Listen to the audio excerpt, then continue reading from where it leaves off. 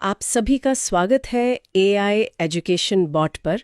पिछली वीडियो में हमने एनसीईआरटी हिस्ट्री क्लास 7 को देखा था। इस वीडियो में हम क्लास 8 को देखेंगे। क्लास 8 हम एक ही वीडियो में पूरा करेंगे। अगर आपने क्लास 7 का वीडियो नहीं देखा है तो उसका लिंक डिस्क्रिप्शन में दिया गया है, आप जाकर देख सकते हैं। चलिए पहला चैप्टर स्टार्ट करते हैं। जी, तो अध्याय 1 जिसका शीर्षक है प्रारंभिक कथन, कैसे, कब और कहां। कैसे, कब और कहाँ। तो इस अध्याय में हम इतिहास के अध्ययन की जो बुनियादी बातें हैं शायद उन्हें समझेंगे। बिल्कुल, हम जानेंगे कि इतिहास में तारीखों का क्या महत्व है, समय को अलग अलग कालखंडों में कैसे बांटा जाता है और इतिहासकार अतीत के बारे में जानने के लिए किन स्रोतों का उपयोग करते हैं। और अगर हम परीक्षा के दृष्टिकोण से देखें तो इस अध्याय का क्या महत्व है। देखिए, ये अध्याय आधुनिक भारतीय इतिहास की समझ के लिए एक आधार तैयार करता है। परीक्षाओं में विशेष रूप से इतिहास के स्रोतों जैसे अभिलेखागार, सर्वेक्षण और जेम्स मिल के काल विभाजन से संबंधित प्रश्न अक्सर पूछे जाते हैं। ठीक है, तो चलिए पहले खंड से शुरू करते हैं, जो है तारीखों के महत्व पर। एक आम धारणा है कि इतिहास मतलब सिर्फ तारीखें। हाँ, ये धारणा बहुत आम है। एक समय था जब इतिहासकार तारीखों के जादू में ही खोए रहते थे और इतिहास को तारीखों का पर्याय माना जाता था। और इसीलिए कई लोगों को इतिहास उबाऊ लगता है, क्योंकि उन्हें लगता है कि इसमें सिर्फ तारीखें ही याद करनी पड़ती हैं। जी, लेकिन असल में इतिहास अलग अलग समय पर आने वाले बदलावों के बारे में होता है। इसका संबंध इस बात से है कि अतीत में चीजें किस तरह की थीं और उनमें क्या बदलाव आए हैं। अच्छा, जैसे कुछ चीजों की कोई एक निश्चित तारीख नहीं हो सकती। बिल्कुल, जैसे भारत में लोगों ने चाय पीना कब शुरू किया, इसके लिए कोई एक तारीख तय करना संभव नहीं है। हम एक अवधि की ही बात कर सकते हैं। लेकिन हाँ, कुछ घटनाएं होती हैं जिनकी एक निश्चित तारीख होती है, जैसे किसी राजा को ताज पहनाया गया हो या कोई युद्ध हुआ हो। सही कहा, ऐसी घटनाओं के लिए तिथियां महत्वपूर्ण हो जाती हैं। तो फिर ये सवाल उठता है कि कौन सी तारीखें महत्वपूर्ण मानी जाती हैं, इसका चुनाव कैसे होता है। ये एक बहुत महत्वपूर्ण प्रश्न है। हम जिन तारीखों को महत्वपूर्ण मानते हैं, उनका चुनाव इस बात पर निर्भर करता है कि हम अतीत की किस कहानी पर ध्यान केंद्रित कर रहे हैं। इसका कोई उदाहरण दे सकते हैं? जी, भारत में ब्रिटिश इतिहासकारों द्वारा लिखे गए इतिहास को देखिए। उसमें हर गवर्नर जनरल का शासनकाल महत्वपूर्ण है। हाँ, ये इतिहास प्रथम गवर्नर जनरल वॉरेन हेस्टिंग्स के शासन से शुरू होते थे और आखिरी वाइसरॉय लॉर्ड माउंटबैटन के साथ खत्म होते थे। इस तरह के इतिहास में भारतीयों की गतिविधियों का कोई महत्व ही नहीं होता था। गोया उनके जीवन का कोई अस्तित्व ही नहीं था। बिल्कुल। तो अब हम आते हैं अवधियों पर, यानी कालखंडों पर। हम अवधियां कैसे तय करते हैं? और यहीं पर शायद जेम्स मिल का जिक्र आता है। जी, 1817 में स्कॉटलैंड के एक अर्थशास्त्री और राजनीतिक दार्शनिक जेम्स मिल ने ए हिस्ट्री ऑफ ब्रिटिश इंडिया नामक एक विशाल पुस्तक प्रकाशित की। ए हिस्ट्री ऑफ ब्रिटिश इंडिया। हाँ, इस पॉइंट को ध्यान से समझिए। यह पुस्तक का नाम और लेखक की परीक्षाओं के लिए बहुत महत्वपूर्ण है। ठीक है। तो मिल ने भारतीय इतिहास को हिंदू, मुस्लिम और ब्रिटिश, इन 3 कालखंडों में बांटा था। हिंदू, मुस्लिम और ब्रिटिश, ये तो एक बहुत ही अजीब वर्गीकरण लगता है। मिल की राय में ब्रिटिश शासन से पहले भारत में हिंदू और मुस्लिम तानाशाहों का ही राज चलता था। और उनका मानना था कि ब्रिटिश शासन ही भारत को सभ्यता की राह पर ले जा सकता है। जी, इतिहास की ये धारणा इस विचार पर आधारित थी कि अंग्रेजी शासन प्रगति और सभ्यता का प्रतीक था। तो ये सिर्फ एक ऐतिहासिक विभाजन नहीं था, इसके पीछे एक राजनीतिक सोच थी। बिल्कुल। और इसी से जुड़ा हुआ एक और शब्द आता है, औपनिवेशिक। औपनिवेशिक क्या होता है? यहाँ एक शब्द आता है, औपनिवेशीकरण। इस शब्द का अर्थ होता है जब एक देश पर दूसरे देश के दबदबे से इस तरह के राजनीतिक, आर्थिक, सामाजिक और सांस्कृतिक बदलाव आते हैं, तो इस प्रक्रिया को औपनिवेशीकरण कहा जाता है। मतलब इस पुस्तक में हम पढ़ेंगे कि किस तरह अंग्रेजों ने हमारे देश को जीता और स्थानीय नवाबों और राजाओं को दबाकर अपना शासन स्थापित किया। हाँ, और सिर्फ शासन ही नहीं, उन्होंने अर्थव्यवस्था व समाज पर नियंत्रण स्थापित किया, अपने सारे खर्चों को निपटाने के लिए राजस्व वसूल किया और अपनी जरूरत की चीजों को सस्ती कीमत पर खरीदा। तो ये एक बहुत ही व्यापक प्रक्रिया थी। अब सवाल ये है कि हम इस सब के बारे में जानते कैसे हैं? इतिहास जानने के स्रोत क्या हैं? बहुत अच्छा सवाल है। भारतीय इतिहास के पिछले 250 साल का इतिहास लिखने के लिए इतिहासकार कई स्रोतों का इस्तेमाल करते हैं, जिसमें पहला और सबसे महत्वपूर्ण स्रोत शायद सरकारी रिकॉर्ड्स हैं। जी, पहला स्रोत है प्रशासन अभिलेख तैयार करता है।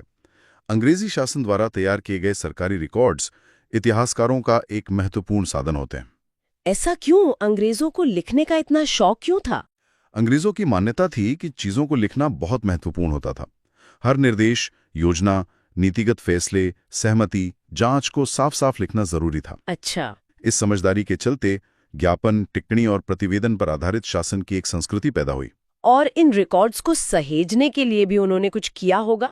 हाँ, उन्होंने सभी शासकीय संस्थानों में रिकॉर्ड रूम भी बनवा दिए और महत्वपूर्ण दस्तावेजों को बचाकर रखने के लिए अभिलेखागार और संग्रहालय जैसे संस्थान भी बनाए गए। और उस समय जब प्रिंटिंग नहीं थी तो इन दस्तावेजों की नकलें कौन बनाता था? एग्जाम्स के लिए ये बहुत इंपॉर्टेंट है।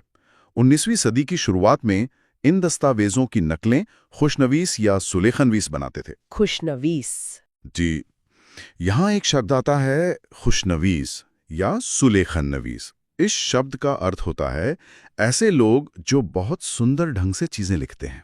और बाद में जब छपाई की तकनीक आई तब तो ये काम आसान हो गया होगा। हाँ, 19वीं सदी के मध्य तक छपाई की तकनीक भी फैलने लगी और दस्तावेजों की कई कई प्रतियां बनने लगी। तो ये तो हुआ पहला स्रोत, प्रशासनिक अभिलेख। दूसरा स्रोत क्या है? दूसरा स्रोत है सर्वेक्षण का बढ़ता महत्व। सर्वेक्षण यानी सर्वेज? जी, औपनिवेशिक शासन के दौरान सर्वेक्षण का चलन भी महत्वपूर्ण हो गया। अंग्रेजों का विश्वास था कि किसी देश पर अच्छी तरह शासन चलाने के लिए उसको सही ढंग से जानना जरूरी होता है। तो उन्होंने किस तरह के सर्वेक्षण किए? 19वीं सदी की शुरुआत तक पूरे देश का नक्शा तैयार करने के लिए बड़े बड़े सर्वेक्षण किए जाने लगे। गांवों में राजस्व सर्वेक्षण किए गए। और जनगणना भी इसी का हिस्सा थी? हाँ, 19वीं सदी के आखिर से हर 10 साल में जनगणना भी की जाने लगी। इसके अलावा भी कोई और सर्वेक्षण होते थे? जी, वनस्पतिक सर्वेक्षण, प्राणी वैज्ञानिक सर्वेक्षण, पुरातात्विक सर्वेक्षण, मानव शास्त्रीय सर्वेक्षण, वन सर्वेक्षण आदि कई दूसरे सर्वेक्षण भी किए जाते थे। तो हमारे पास ये सारे सरकारी या अधिकृत रिकॉर्ड्स तो हैं, लेकिन इनसे हमें क्या पता नहीं चलता? इनकी सीमाएं क्या हैं? ये एक बहुत ही महत्वपूर्ण बिंदु है। ये ध्यान रखना जरूरी है कि ये सभी स्रोत अधिकृत या सरकारी हैं। इनसे हमें यही पता चलता है कि सरकारी अफसर क्या सोचते थे, उनकी दिलचस्पी किन चीजों में थी। मतलब ये रिकॉर्ड्स ये समझने में मदद नहीं करते कि देश के दूसरे लोग क्या महसूस करते थे और उनकी कार्रवाइयों की क्या वजह थी। बिल्कुल, उसके लिए हमें दूसरे स्रोतों की तलाश करनी पड़ती है। जैसे लोगों की डायरियां, तीर्थ यात्राओं और यात्रियों के संस्मरण, महत्वपूर्ण लोगों की आत्मकथाएं और स्थानीय बाजारों में बिकने वाली लोकप्रिय पुस्तकें। और अखबारों की भी भूमिका रही होगी। निश्चित रूप से। जैसे जैसे छपाई की तकनीक फैली, अखबार छपने लगे और विभिन्न मुद्दों पर जनता में बहस होने लगी। लेकिन इन स्रोतों की भी तो एक सीमा है। ये सारे स्रोत भी तो पढ़े लिखे लोगों द्वारा ही रचे गए थे। सही कहा। इनसे हम ये नहीं समझ सकते कि आदिवासी और किसान या खदानों में काम करने वाले मजदूर या फिर सड़कों पर जिंदगी गुजारने वाले गरीब किस तरह के अनुभवों से गुजरे थे। तो उनकी कहानी जानना एक और भी मुश्किल काम है। जी, बहुत मुश्किल। तो इस अध्याय में हमने इतिहास के स्रोतों और उन्हें देखने के नजरिए को समझा। हाँ, हमने देखा कि इतिहास सिर्फ तारीखों का संकलन नहीं, बल्कि बदलावों को समझने की एक प्रक्रिया है। इस चैप्टर को हम यहीं समाप्त करते हैं। हाँ, चलिए दूसरा चैप्टर स्टार्ट करते हैं। व्यापार से साम्राज्य तक कंपनी की सत्ता स्थापित होती है। इस अध्याय का शीर्षक ही अपने आप में पूरी कहानी कहता है। जी, एक कंपनी जो भारत में सिर्फ व्यापार करने आई थी, वो धीरे धीरे यहाँ की शासक कैसे बन गई। व्यापार से साम्राज्य तक का ये सफर, यही इस अध्याय का केंद्रीय विषय है। बिल्कुल। हम इसमें 18वीं सदी की राजनीतिक परिस्थितियों को समझेंगे, जब मुगल साम्राज्य कमजोर हो रहा था और कैसे ईस्ट इंडिया कंपनी इस स्थिति का फायदा उठाकर अपनी सत्ता स्थापित करती है। जी, तो कहानी की पृष्ठभूमि क्या थी? औरंगजेब के बाद का दौर। हाँ, आखिरी शक्तिशाली मुगल बादशाह औरंगजेब ही थे। 1707 में उनकी मृत्यु के बाद देखिए, कई सूबेदार और बड़े जमींदार अपनी ताकत दिखाने लगे थे। मतलब क्षेत्रीय ताकतें उभर रही थीं। जी, क्षेत्रीय रियासतें कायम हो रही थीं और दिल्ली अब एक प्रभावी केंद्र नहीं रही थी। और इसी माहौल में अंग्रेज भारत आते हैं। हाँ, 18वीं सदी के उत्तरार्ध में वो एक छोटी सी व्यापारिक कंपनी के रूप में आए थे। शुरू में तो यहाँ के इलाकों पर कब्जे में उनकी कोई दिलचस्पी थी नहीं। तो फिर ये सब बदला कैसे, ये जानना बहुत जरूरी है। चलिए बिल्कुल शुरुआत से समझते हैं। कंपनी भारत आई कैसे? सन 1600 में ईस्ट इंडिया कंपनी ने इंग्लैंड की महारानी एलिजाबेथ प्रथम से एक चार्टर हासिल किया। चार्टर? यहाँ एक शब्द आता है चार्टर। इस शब्द का अर्थ होता है एक इजाजतनामा। अच्छा, एक तरह का शाही इजाजतनामा। जी। इससे कंपनी को पूरब से व्यापार करने का एक अधिकार मिल गया। एक अधिकार मतलब इंग्लैंड की कोई और कंपनी उनसे मुकाबला नहीं कर सकती थी। इंग्लैंड की कोई और कंपनी नहीं। लेकिन ये चार्टर दूसरी यूरोपीय ताकतों को तो नहीं रोक सकता था। सही बात है। पुर्तगाली, डच, फ्रांसीसी ये सब भी तो थे। बिल्कुल। जब तक अंग्रेज अफ्रीका का चक्कर लगाकर भारत पहुंचते तब तक पुर्तगाली गोवा में अपना ठिकाना बना चुके थे और फिर डच और फ्रांसीसी भी इस होड़ में शामिल हो गए। और जाहिर है ये सब एक ही चीज चाहते होंगे, मुनाफा। और समस्या की जड़ भी यही थी। सभी कंपनियां भारत से एक जैसी ही चीजें खरीदना चाहती थी। जैसे कि बारीक सूती कपड़ा, रेशम और सबसे जरूरी मसाले। काली मिर्च, लौंग, इलायची, दालचीनी, इनकी यूरोप में जबरदस्त मांग थी। और जब खरीदार इतने सारे हो तो कीमतें बढ़ गईं और मुनाफा घट गया। फिर तो इन कंपनियों में टकराव होना लाजमी था। टकराव से कहीं ज्यादा ये व्यापारिक होड़ जल्दी ही लड़ाइयों में बदल गई। उन्होंने एक दूसरे के जहाज डुबोए, रास्ते में रुकावटें खड़ी की। मतलब व्यापार अब हथियारों के दम पर होने लगा। जी। और अपनी बस्तियों को बचाने के लिए उन्होंने किलेबंदी शुरू कर दी। और यहीं से स्थानीय शासकों के साथ उनके मतभेद शुरू हुए होंगे। आपने बिल्कुल सही पकड़ा। और इस कहानी का सबसे अहम मोड़ आया बंगाल में। बंगाल में 1651 में हुगली नदी के किनारे पहली इंग्लिश फैक्ट्री शुरू हुई। एक मिनट, फैक्ट्री से हमारा मतलब आज की तरह उत्पादन की जगह तो नहीं है? बहुत अच्छा सवाल है। उस जमाने में कंपनी के व्यापारियों को फैक्टर कहा जाता था। फैक्टर? तो फैक्ट्री वो जगह थी जहां ये फैक्टर काम करते थे। इसमें एक गोदाम होता था और उनके दफ्तर होते थे। अच्छा, तो ये एक तरह का ट्रेड पोस्ट या ऑपरेशनल बेस था? जी। व्यापार फैला तो कंपनी ने सौदागरों को फैक्ट्री के पास बसने के लिए प्रेरित किया और 1696 तक उन्होंने आबादी के चारों तरफ एक किला बनाना शुरू कर दिया। और फिर उन्होंने मुगल अफसरों को रिश्वत देके 3 गांवों की जमींदारी भी ले ली। हाँ, जिसमें से एक गांव था कालिकाता, जो बाद में कलकत्ता बना। लेकिन उनके लिए सबसे बड़ा मोड़ तो वो शाही फरमान था जो उन्हें औरंगजेब से मिला। बिल्कुल। यहाँ एक और शब्द आता है, फरमान। इस शब्द का अर्थ होता है एक शाही आदेश। और इस आदेश ने उन्हें क्या अधिकार दिया? कंपनी को बिना कोई शुल्क चुकाए व्यापार करने का अधिकार। बिना शुल्क के व्यापार? ये तो किसी भी कंपनी के लिए बहुत बड़ी बात थी। जी। लेकिन इस फरमान का दुरुपयोग होने लगा। कैसे? ये छूट सिर्फ कंपनी के व्यापार के लिए थी, लेकिन कंपनी के जो अफसर निजी तौर पर व्यापार चलाते थे वो भी शुल्क चुकाने से इनकार करने लगे। अच्छा। इससे बंगाल में राजस्व वसूली बहुत कम हो गई। और इसका बंगाल के नवाब मुर्शिद कुली खान ने जाहिर है विरोध किया। तो यहाँ से टकराव की असली शुरुआत हुई। हाँ, औरंगजेब की मृत्यु के बाद मुर्शिद कुली खान, फिर अलीवर्दी खान और फिर सिराजुद्दौला, ये सभी शक्तिशाली शासक थे। और उन्होंने कंपनी को ये रियायतें देने से मना कर दिया होगा। मना कर दिया, नजराने मांगे, किलेबंदी बढ़ाने से रोक दिया। नवाबों का आरोप था कि कंपनी धोखाधड़ी कर रही है। और कंपनी का क्या तर्क था? कंपनी का कहना था कि स्थानीय अधिकारियों की बेतुकी मांगों से उनका व्यापार तबाह हो रहा है। ये टकराव बढ़ता गया और आखिर में इसका अंत प्लासी के प्रसिद्ध युद्ध के रूप में हुआ। प्लासी का युद्ध, ये भारतीय इतिहास का एक बहुत महत्वपूर्ण मोड़ माना जाता है। अब बहुत ज्यादा। 1756 में अलीवर्दी खान की मृत्यु के बाद सिराजुद्दौला बंगाल के नवाब बने। कंपनी उनकी ताकत से कह सकते हैं भयभीत थी। वो एक ऐसा नवाब चाहती थी जो उनके इशारों पर चले। बिल्कुल, एक कठपुतली नवाब। यहाँ एक शब्द आता है, कठपुतली। जी। यह खिलौना होता है जिसे आप धागों के सहारे अपने हिसाब से नचाते हैं। जो व्यक्ति किसी और के इशारों पर चलता है उसे भी अक्सर कठपुतली कहा जाता है। तो कंपनी एक ऐसा ही शासक चाहती थी। हाँ। जब बातचीत से हल नहीं निकला तो नवाब ने कासिम बाजार स्थित इंग्लिश फैक्ट्री पर हमला बोल दिया और फिर कलकत्ता पर भी कब्जा कर लिया। जी। इस खबर के बाद मद्रास से रॉबर्ट क्लाइव के नेतृत्व में सेना भेजी गई और 1757 में प्लासी के मैदान में सिराजुद्दौला और रॉबर्ट क्लाइव की सेनाएं आमने सामने थीं। लेकिन सिराजुद्दौला की हार हुई, इसका सबसे बड़ा कारण क्या था? उनकी हार का एक बड़ा कारण था उनके एक सेनापति मीर जाफर की कारगुजारियां। मीर जाफर? क्लाइव ने मीर जाफर से यह वादा किया कि उसे नवाब बना दिया जाएगा। बदले में मीर जाफर ने युद्ध में हिस्सा ही नहीं लिया। मतलब अपनी ही सेना के साथ धोखा? जी। सिराजुद्दौला की हार हुई और उन्हें मार दिया गया और मीर जाफर नवाब बन गया। हाँ, इस बिंदु को ध्यान से समझना बहुत जरूरी है। प्लासी की जंग इसलिए महत्वपूर्ण मानी जाती है क्योंकि भारत में ये कंपनी की पहली बड़ी जीत थी। लेकिन ये जीत सैन्य ताकत से ज्यादा साजिश का नतीजा थी। बिल्कुल।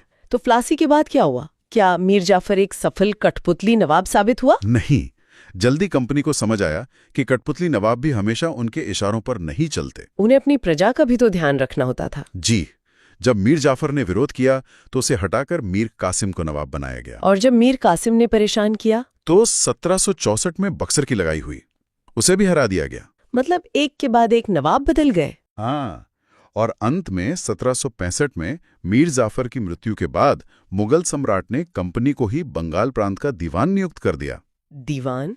इसका क्या मतलब था? दीवानी मिलने के कारण कंपनी को बंगाल के विशाल राजस्व संसाधनों पर नियंत्रण मिल गया। यानी अब वो खुद टैक्स वसूल सकते थे? जी, और इसका एक बहुत बड़ा लाभ था।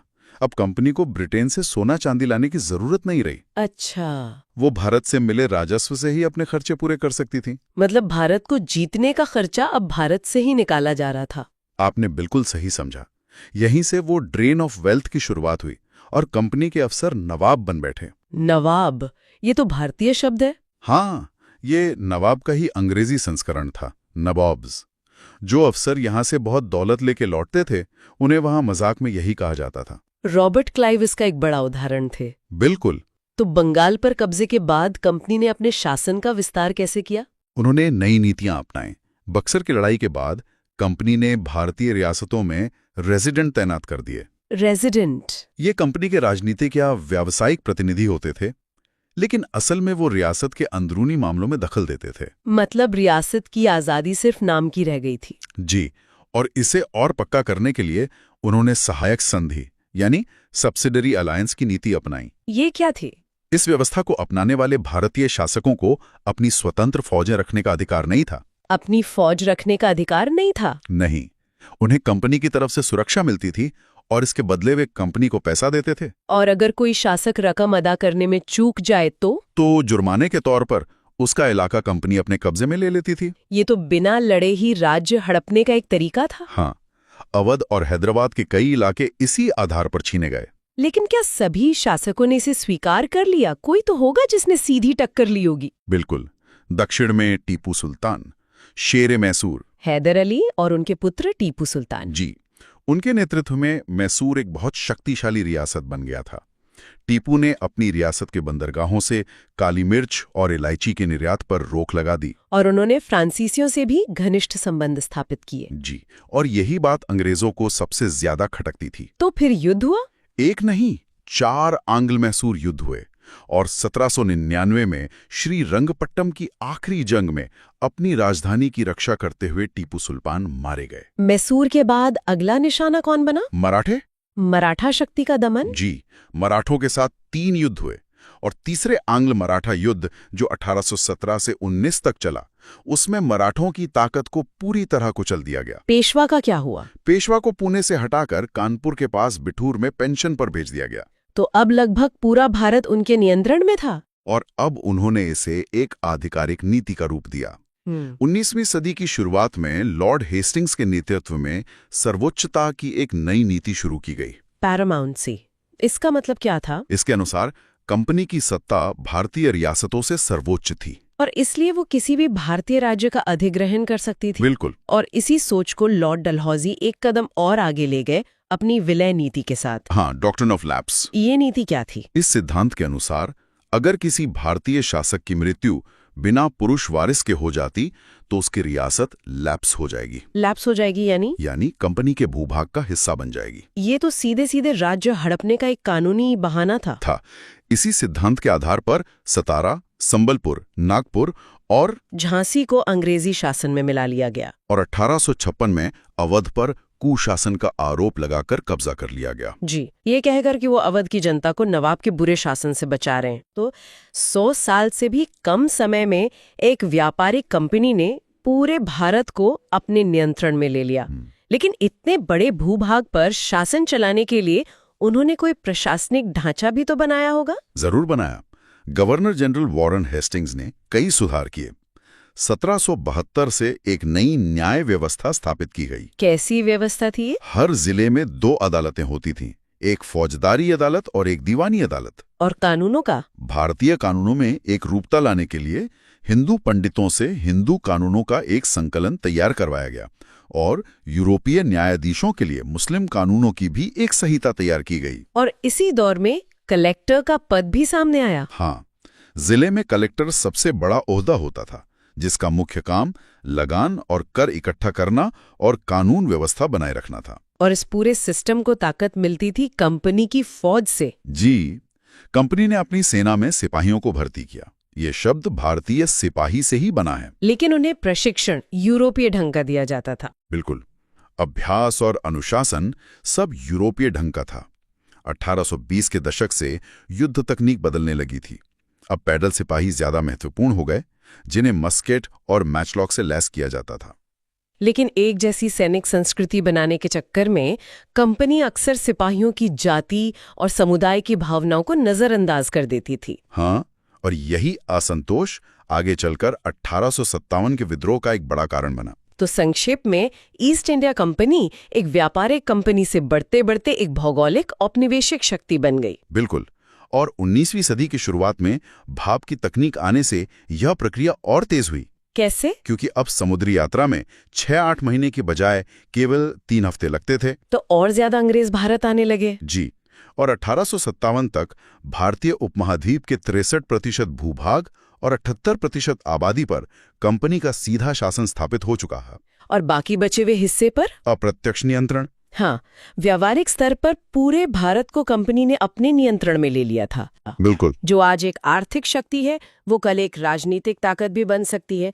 यह हमें सोचने पर मजबूर करता है कि आज के दौर में जब विशालकाय बहुराष्ट्रीय कंपनियां कई देशों की अर्थव्यवस्थाओं से भी बड़ी हैं, तो राज्य और कॉरपोरेशन के बीच की रेखा कितनी धुंधली हो सकती है।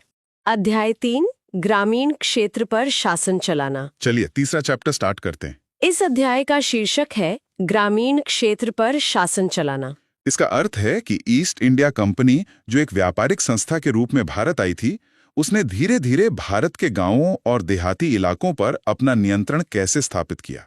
अच्छा, तो इस अध्याय में हम जानेंगे कि कंपनी बंगाल की दीवान कैसे बनी, राजस्व यानी लगान वसूल करने के लिए कंपनी ने कौन कौन सी नीतियां अपनाई, जैसे स्थायी बंदोबस्त, रैयतवारी और महालवारी व्यवस्था। और इन नीतियों का ग्रामीण जीवन पर क्या प्रभाव पड़ा, ये भी देखेंगे। बिल्कुल, और ये भी कि अंग्रेजों ने अपनी जरूरतों के हिसाब से भारतीय किसानों को यूरोप के लिए फसलें उगाने पर कैसे मजबूर किया। इसमें हम विशेष रूप से नील की खेती की कहानी को विस्तार से समझेंगे। ये विषय तो भारत में ब्रिटिश शासन के आर्थिक ढांचे को समझने के लिए बहुत ही आवश्यक है। तो सबसे पहले यही समझते हैं कि कंपनी को शासन का ये अधिकार मिला कैसे। देखिए, तारीख थी 12 अगस्त 1765। जी। उस दिन मुगल बादशाह ने ईस्ट इंडिया कंपनी को बंगाल का दीवान तैनात किया।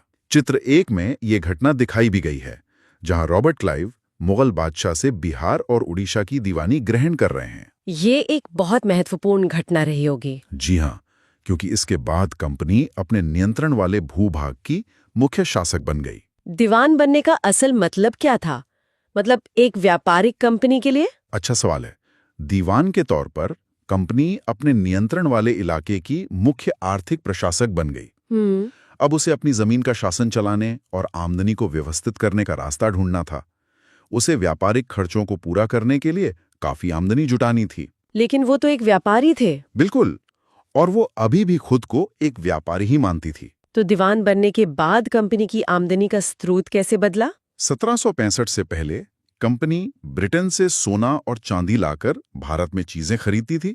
जी। लेकिन दीवानी मिलने के बाद बंगाल से इकट्ठा होने वाले राजस्व से ही निर्यात के लिए चीजें खरीदी जा सकती थी। अच्छा, मतलब भारत के ही पैसे से भारत का सामान खरीदकर मुनाफा कमाना। जी। तो इसका बंगाल की अर्थव्यवस्था पर क्या असर हुआ? असर बहुत गहरा था। बंगाल की अर्थव्यवस्था एक गहरे संकट में फंसती जा रही थी। कैसे? कारीगर गांव छोड़कर भाग रहे थे। क्यों? क्योंकि उन्हें बहुत कम कीमत पर अपनी चीजें कंपनी को जबरदस्ती बेचनी पड़ती थी। और किसान? किसान अपना लगान नहीं चुका पा रहे थे, जिससे खेती चौपट होने लगी थी। और फिर 1770 में एक भयानक अकाल पड़ा। इस अकाल ने बंगाल में 1 करोड़ लोगों को मौत की नींद सुला दिया। 1 करोड़ लोग? जी। इस अकाल में लगभग 1/3 आबादी समाप्त हो गई। इस बिंदु को ध्यान से समझिए। तो इस संकट के बाद कंपनी ने क्या किया?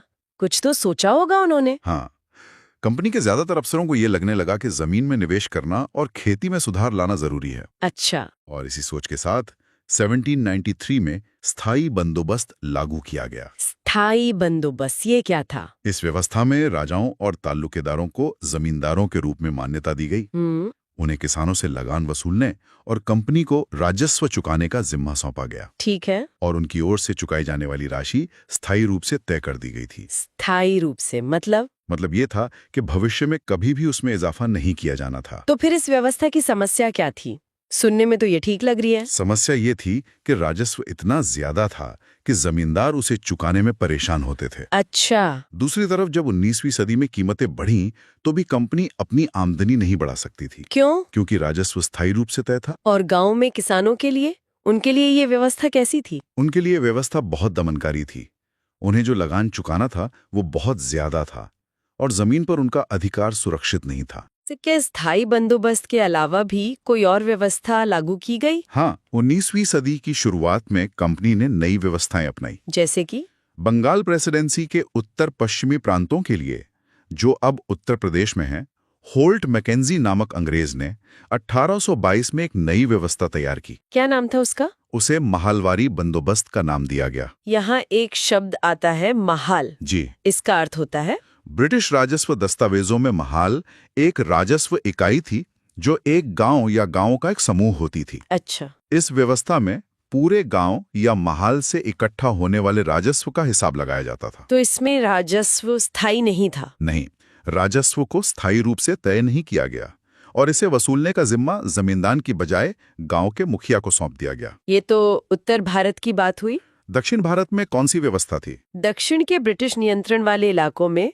रैयतवारी या रैयतवार व्यवस्था अपनाई गई। अच्छा, इसे कैप्टन अलेक्जेंडर रीड ने शुरू किया और टॉमस मुनरो ने इसे विकसित किया। वहां जमींदार नहीं थे, इसलिए बंदोबस्त सीधे किसानों यानी रैयतों के साथ किया गया। सीधे किसानों के साथ? जी, उनके खेतों का सर्वेक्षण करके राजस्व तय किया जाता था। तो क्या इन नई व्यवस्थाओं से सब ठीक हो गया? नहीं, सब कुछ ठीक नहीं था। क्यों? क्या हुआ? ज्यादा राजस्व कमाने के चक्कर में राजस्व बहुत ज्यादा तय कर दिया गया था। किसान राजस्व चुका नहीं पा रहे थे, गांव वीरान हो रहे थे। मतलब शोषण का तरीका बदला, लेकिन शोषण खत्म नहीं हुआ। बिल्कुल। तो राजस्व के अलावा अंग्रेजों ने ग्रामीण इलाकों का और किस तरह इस्तेमाल किया? अंग्रेजों ने महसूस किया कि ग्रामीण इलाके सिर्फ राजस्व ही नहीं, बल्कि यूरोप की जरूरतों के हिसाब से फसलें भी पैदा कर सकते हैं। अच्छा, मतलब व्यावसायिक फसलें। जी।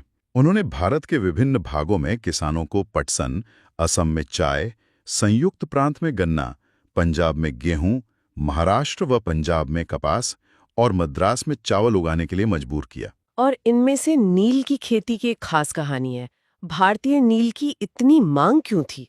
देखिए, भारतीय नील का पौधा मुख्य रूप से उष्णकटिबंधीय इलाकों में ही उगता है और इसका रंग बहुत चटक और पक्का होता था। यूरोपीय कपड़ा उत्पादक इसे वोड नामक पौधे से मिलने वाले बेजान और फीके रंग से बेहतर मानते थे। अच्छा। 18वीं सदी के आखिर में ब्रिटेन में औद्योगिकरण के साथ कपास उत्पादन बढ़ा, जिससे कपड़ों की रंगाई के लिए नील की मांग तेजी से बढ़ गई। कितनी तेजी से? आप अंदाजा लगाइए।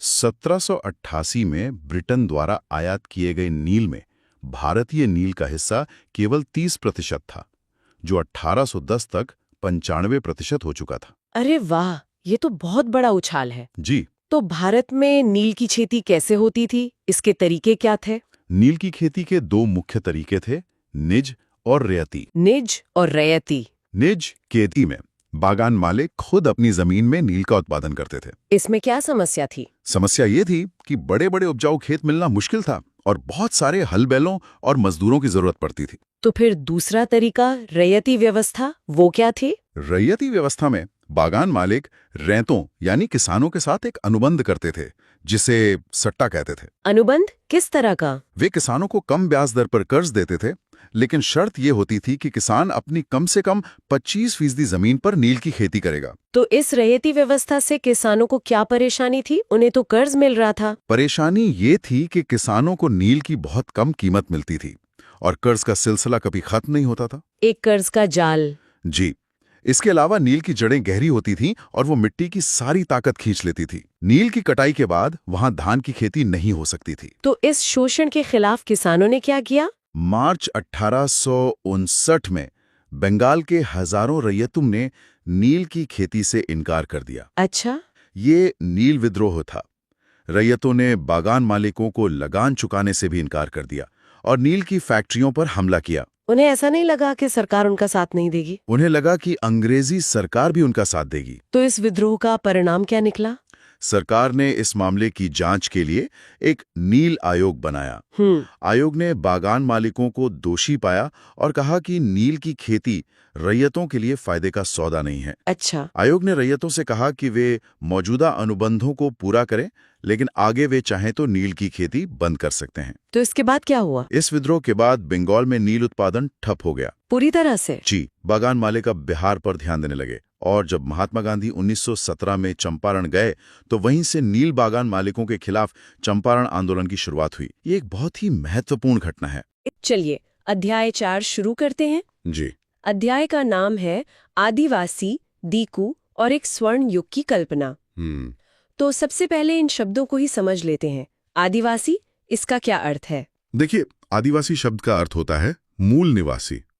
ये वो समुदाय हैं जो जंगलों के साथ जीते आए हैं और आज भी कई जगहों पर उसी तरह जी रहे हैं। और ये दूसरा शब्द है दीकू? हाँ, दीकू।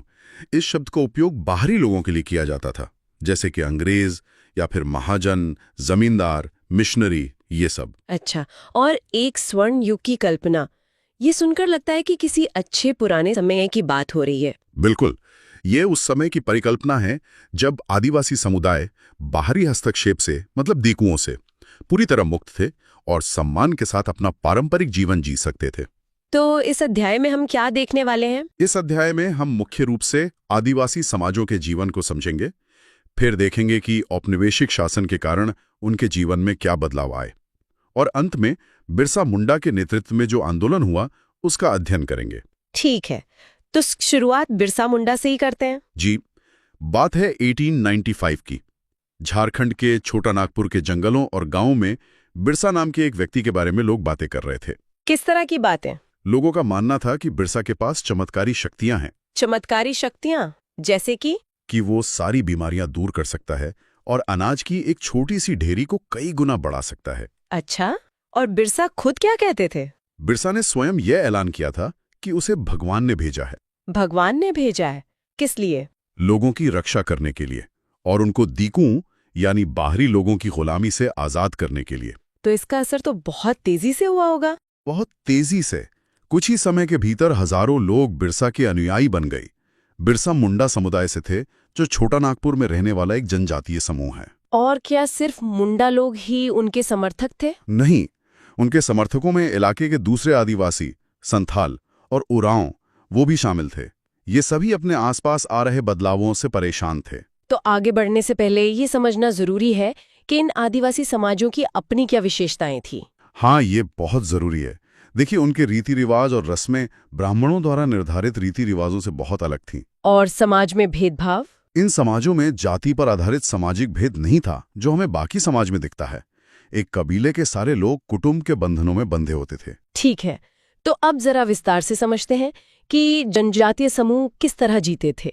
क्या सब एक ही तरह से रहते थे? नहीं, बिल्कुल नहीं। जैसे कुछ झूम खेती करते थे। झूम खेती? हाँ, यहाँ एक शब्द आता है, झूम खेती। इस शब्द का अर्थ होता है घुमंतू खेती थी। वो लोग पेड़ों के ऊपरी हिस्सों को काट देते थे और जमीन पर जो घास फूस उगती थी उसे जलाकर जमीन साफ करते थे। और उस राख का क्या करते थे? उस राख को ही जमीन पर छिड़क दिया जाता था। उसमें पोटाश होती थी जो जमीन को उपजाऊ बनाती थी। मतलब ये एक तरह से प्राकृतिक खाद का काम करती थी। बिल्कुल। फिर वो कुदालों से जमीन की ऊपरी सतह को खुरचकर बीजों को बिखेर देते थे, जोतते नहीं थे। तो ये जीवन शैली तो पूरी तरह से जंगलों में बेरोक टोक आवाजाही पर ही आधारित होगी। जी, और यही आगे चलकर टकराव का एक बड़ा कारण बना। ठीक है, तो ये तो हुई झूम खेती की बात। और दूसरे समूह क्या करते थे? कुछ शिकारी और संग्राहक थे। मतलब शिकार करके और जंगल से चीजें इकट्ठा करके अपना जीवन चलाते थे। हाँ, जैसे उड़ीसा के खोंड समुदाय। ये समुदाय टोलियां बनाकर शिकार पर निकलता था और भोजन में वो जंगलों से मिले फल और जड़ें खाते थे। और खाना पकाने के लिए? उसके लिए वो साल और महुआ के बीजों का तेल इस्तेमाल करते थे। महुआ, यहाँ एक और शब्द आता है। जी, यहाँ एक शब्द आता है, महुआ। इस शब्द का अर्थ होता है एक फूल जिसे खाया जाता है या शराब बनाने के लिए इस्तेमाल किया जाता है। तो क्या ये लोग पूरी तरह से जंगल पर ही निर्भर थे या बाजार से भी कोई संबंध था? नहीं, बाजार पर भी निर्भरता थी। जैसे रंगाई के लिए कुसुम और पलाश के फूल ये स्थानीय बुनकरों और चमड़ा कारीगरों को बेचते थे। और बदले में जरूरी चीजें लेते होंगे? हाँ, अनाज और दूसरी जरूरी चीजों के लिए या तो वो अपनी आमदनी पर निर्भर थे या फिर वस्तु विनिमय पर। कभी कभी उन्हें कर्ज भी लेना पड़ता था। कर्ज? जी। किससे? व्यापारियों और महाजनों से। और यहीं से उनकी मुश्किलें शुरू होती थी। ब्याज बहुत ज्यादा होता था। तो वो कर्ज और गरीबी में फंस जाते होंगे। बिल्कुल, इसीलिए वो इन व्यापारियों और महाजनों को बाहरी शैतान और अपनी मुसीबतों की जड़ मानते थे। मैं समझ सकती हूँ। अच्छा, एक और तरीका था जानवरों को पालना। जी, वो जानवर पालते थे। बहुत से आदिवासी समूह मौसम के हिसाब से मवेशियों या भेड़ों के रेवड़ लेकर एक चरागाह से दूसरे चरागाह जाते थे। कोई उदाहरण? जैसे पंजाब के पहाड़ों में रहने वाले वन गुज्जर या आंध्र प्रदेश के लबाड़िया समुदाय, कुल्लू के गद्दी समुदाय भेड़ पालते थे और कश्मीर के बकरवाल बकरियां। तो हमने 3 तरीके देखे, झूम खेती, शिकार और संग्रहण और पशुपालन। क्या कोई ऐसा भी था जो एक जगह रह के खेती करता हो? हाँ बिल्कुल, 19वीं सदी से पहले ही कई जनजातीय कबीले एक जगह टिककर खेती करने लगे थे। अच्छा। वो हलों का इस्तेमाल करते थे और धीरे धीरे उन्हें जमीन पर अधिकार भी मिलते जा रहे थे। जैसे छोटा नागपुर के मुंडा, उनमें जमीन पूरे कबीले की संपत्ति मानी जाती थी। और अंग्रेजों को यही लोग ज्यादा सभ्य लगते होंगे? एकदम सही। अंग्रेज अफसरों को गोंड और संथाल जैसे एक जगह ठहरे हुए आदिवासी समूह शिकारी, संग्राहक या घुमंतू खेती करने वालों के मुकाबले ज्यादा सभ्य दिखाई देते थे, क्योंकि उन्हें नियंत्रित करना आसान था। जी, और यहीं से औपनिवेशिक शासन का आदिवासियों के जीवन पर जो प्रभाव पड़ा उसकी कहानी शुरू होती है। तो सबसे पहला असर किस पर पड़ा? आदिवासी मुखियाओं पर। अंग्रेजों से पहले तो उनकी बहुत ताकत होती होगी। हाँ, उनका अपने इलाके पर आर्थिक और शासकीय दोनों तरह का नियंत्रण होता था। लेकिन अंग्रेजों के आने के बाद उनकी शक्तियां छिन गई। बिल्कुल, मुखियाओं को जमीन का मालिकाना तो मिला, लेकिन उनकी शासकीय शक्तियां छीन ली गईं। उन्हें ब्रिटिश अधिकारियों के बनाए नियमों को मानने के लिए बाध्य किया गया। तो वो अपने परंपरागत काम भी नहीं कर पाते होंगे। नहीं, वो लाचार हो गए। उन्हें अंग्रेजों को नजराना देना पड़ता था। उनकी पुरानी हैसियत नहीं रही। और घुमंतू काश्तकारों का क्या हुआ? अंग्रेज चाहते थे कि वो एक जगह स्थायी रूप से रहें और खेती करें। ये कोशिश सफल नहीं हुई होगी। नहीं हुई। झूम काश्तकारों के लिए सूखी जमीन और पानी की कमी में हलों से खेती करना बहुत मुश्किल था। तो उन्होंने विरोध किया होगा। व्यापक विरोध हुआ, जिसके बाद अंग्रेजों को पूर्वोत्तर के कुछ हिस्सों में उन्हें घुमंतू खेती की छूट देनी पड़ी। और फिर आए वन कानून। शायद इनका असर सबसे ज्यादा हुआ। यकीनन, अंग्रेजों ने सारे जंगलों पर अपना नियंत्रण स्थापित कर लिया और उन्हें राज्य की संपत्ति घोषित कर दिया।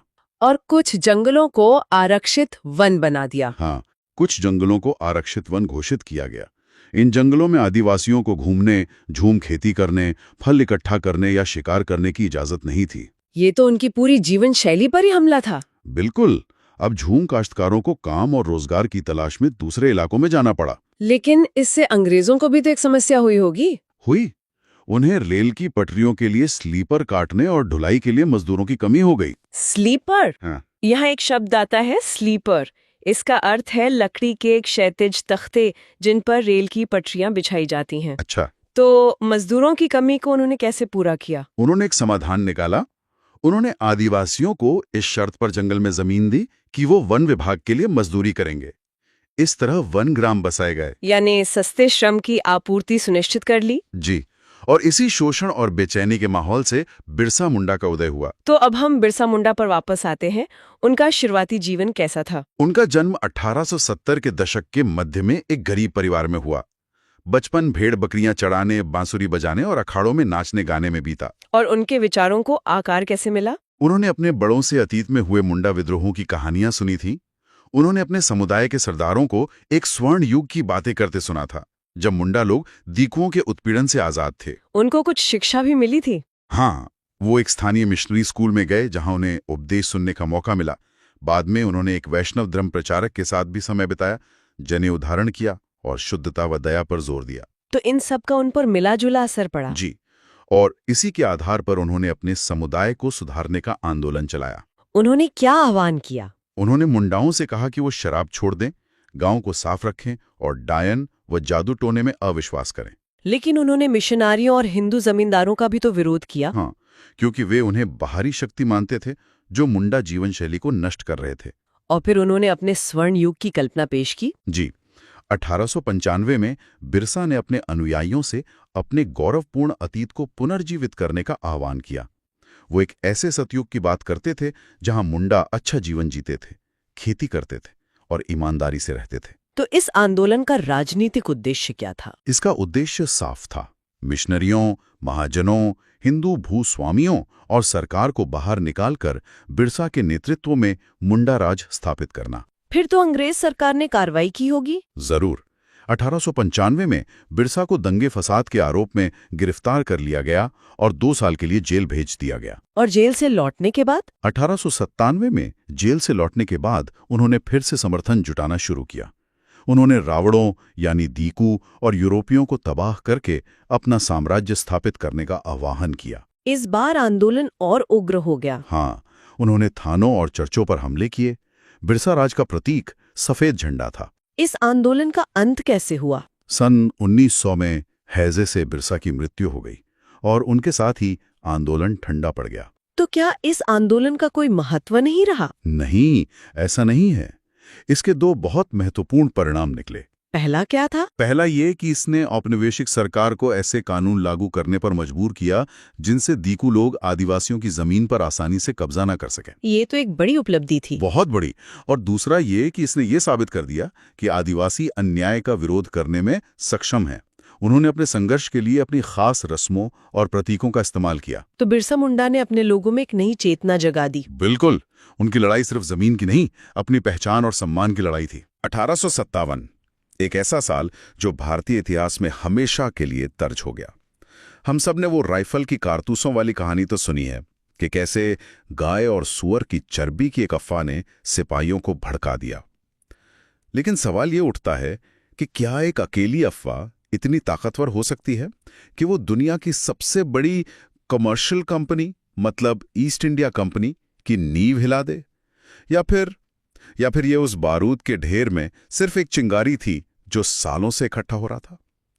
आज हमारे पास जो स्रोत हैं वो हमें इसी कहानी की तह तक ले जाने में मदद करेंगे।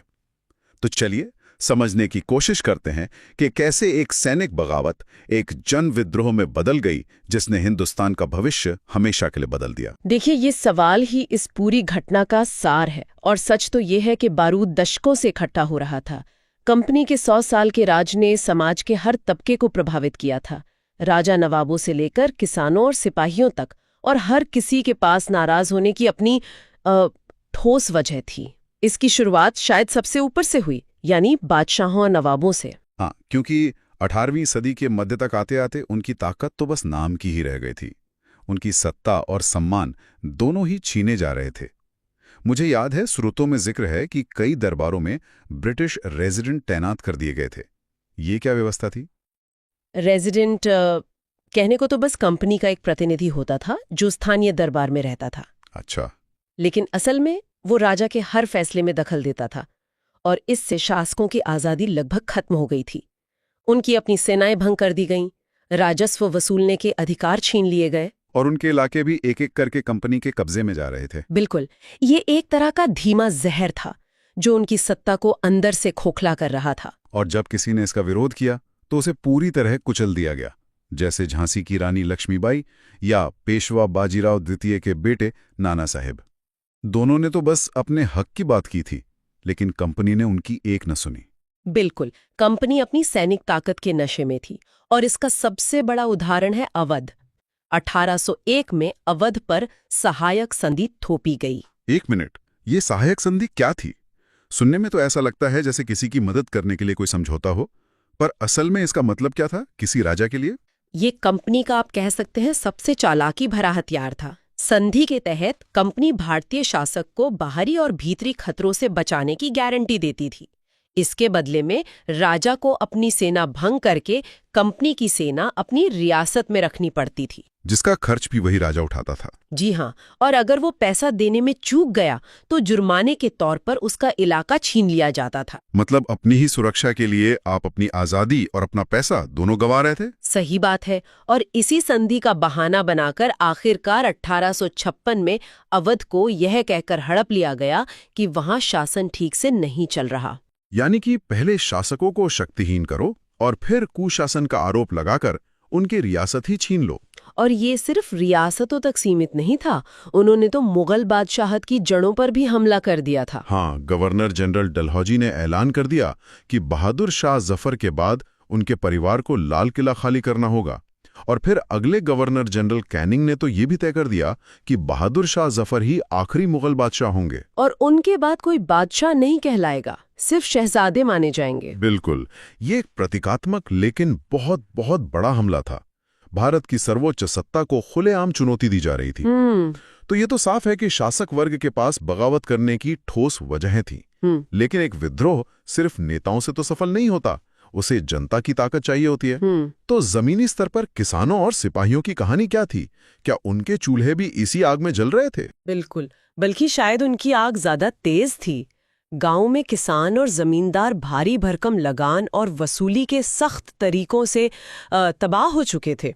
कई लोग महाजनों से लिए कर्ज के बोझ तले ऐसे दबे कि उनकी पीढ़ियों पुरानी जमीनें हाथ से निकल गईं। उनकी तो पूरी दुनिया ही उजड़ रही थी। हाँ, और यहीं पर वो सबसे दिलचस्प कनेक्शन सामने आता है ना? जो सिपाही कंपनी की वर्दी पहने खड़ा है, वो असल में गांव का वही किसान है या उसी किसान का बेटा है। यही इस विद्रोह का सबसे विस्फोटक पहलू था।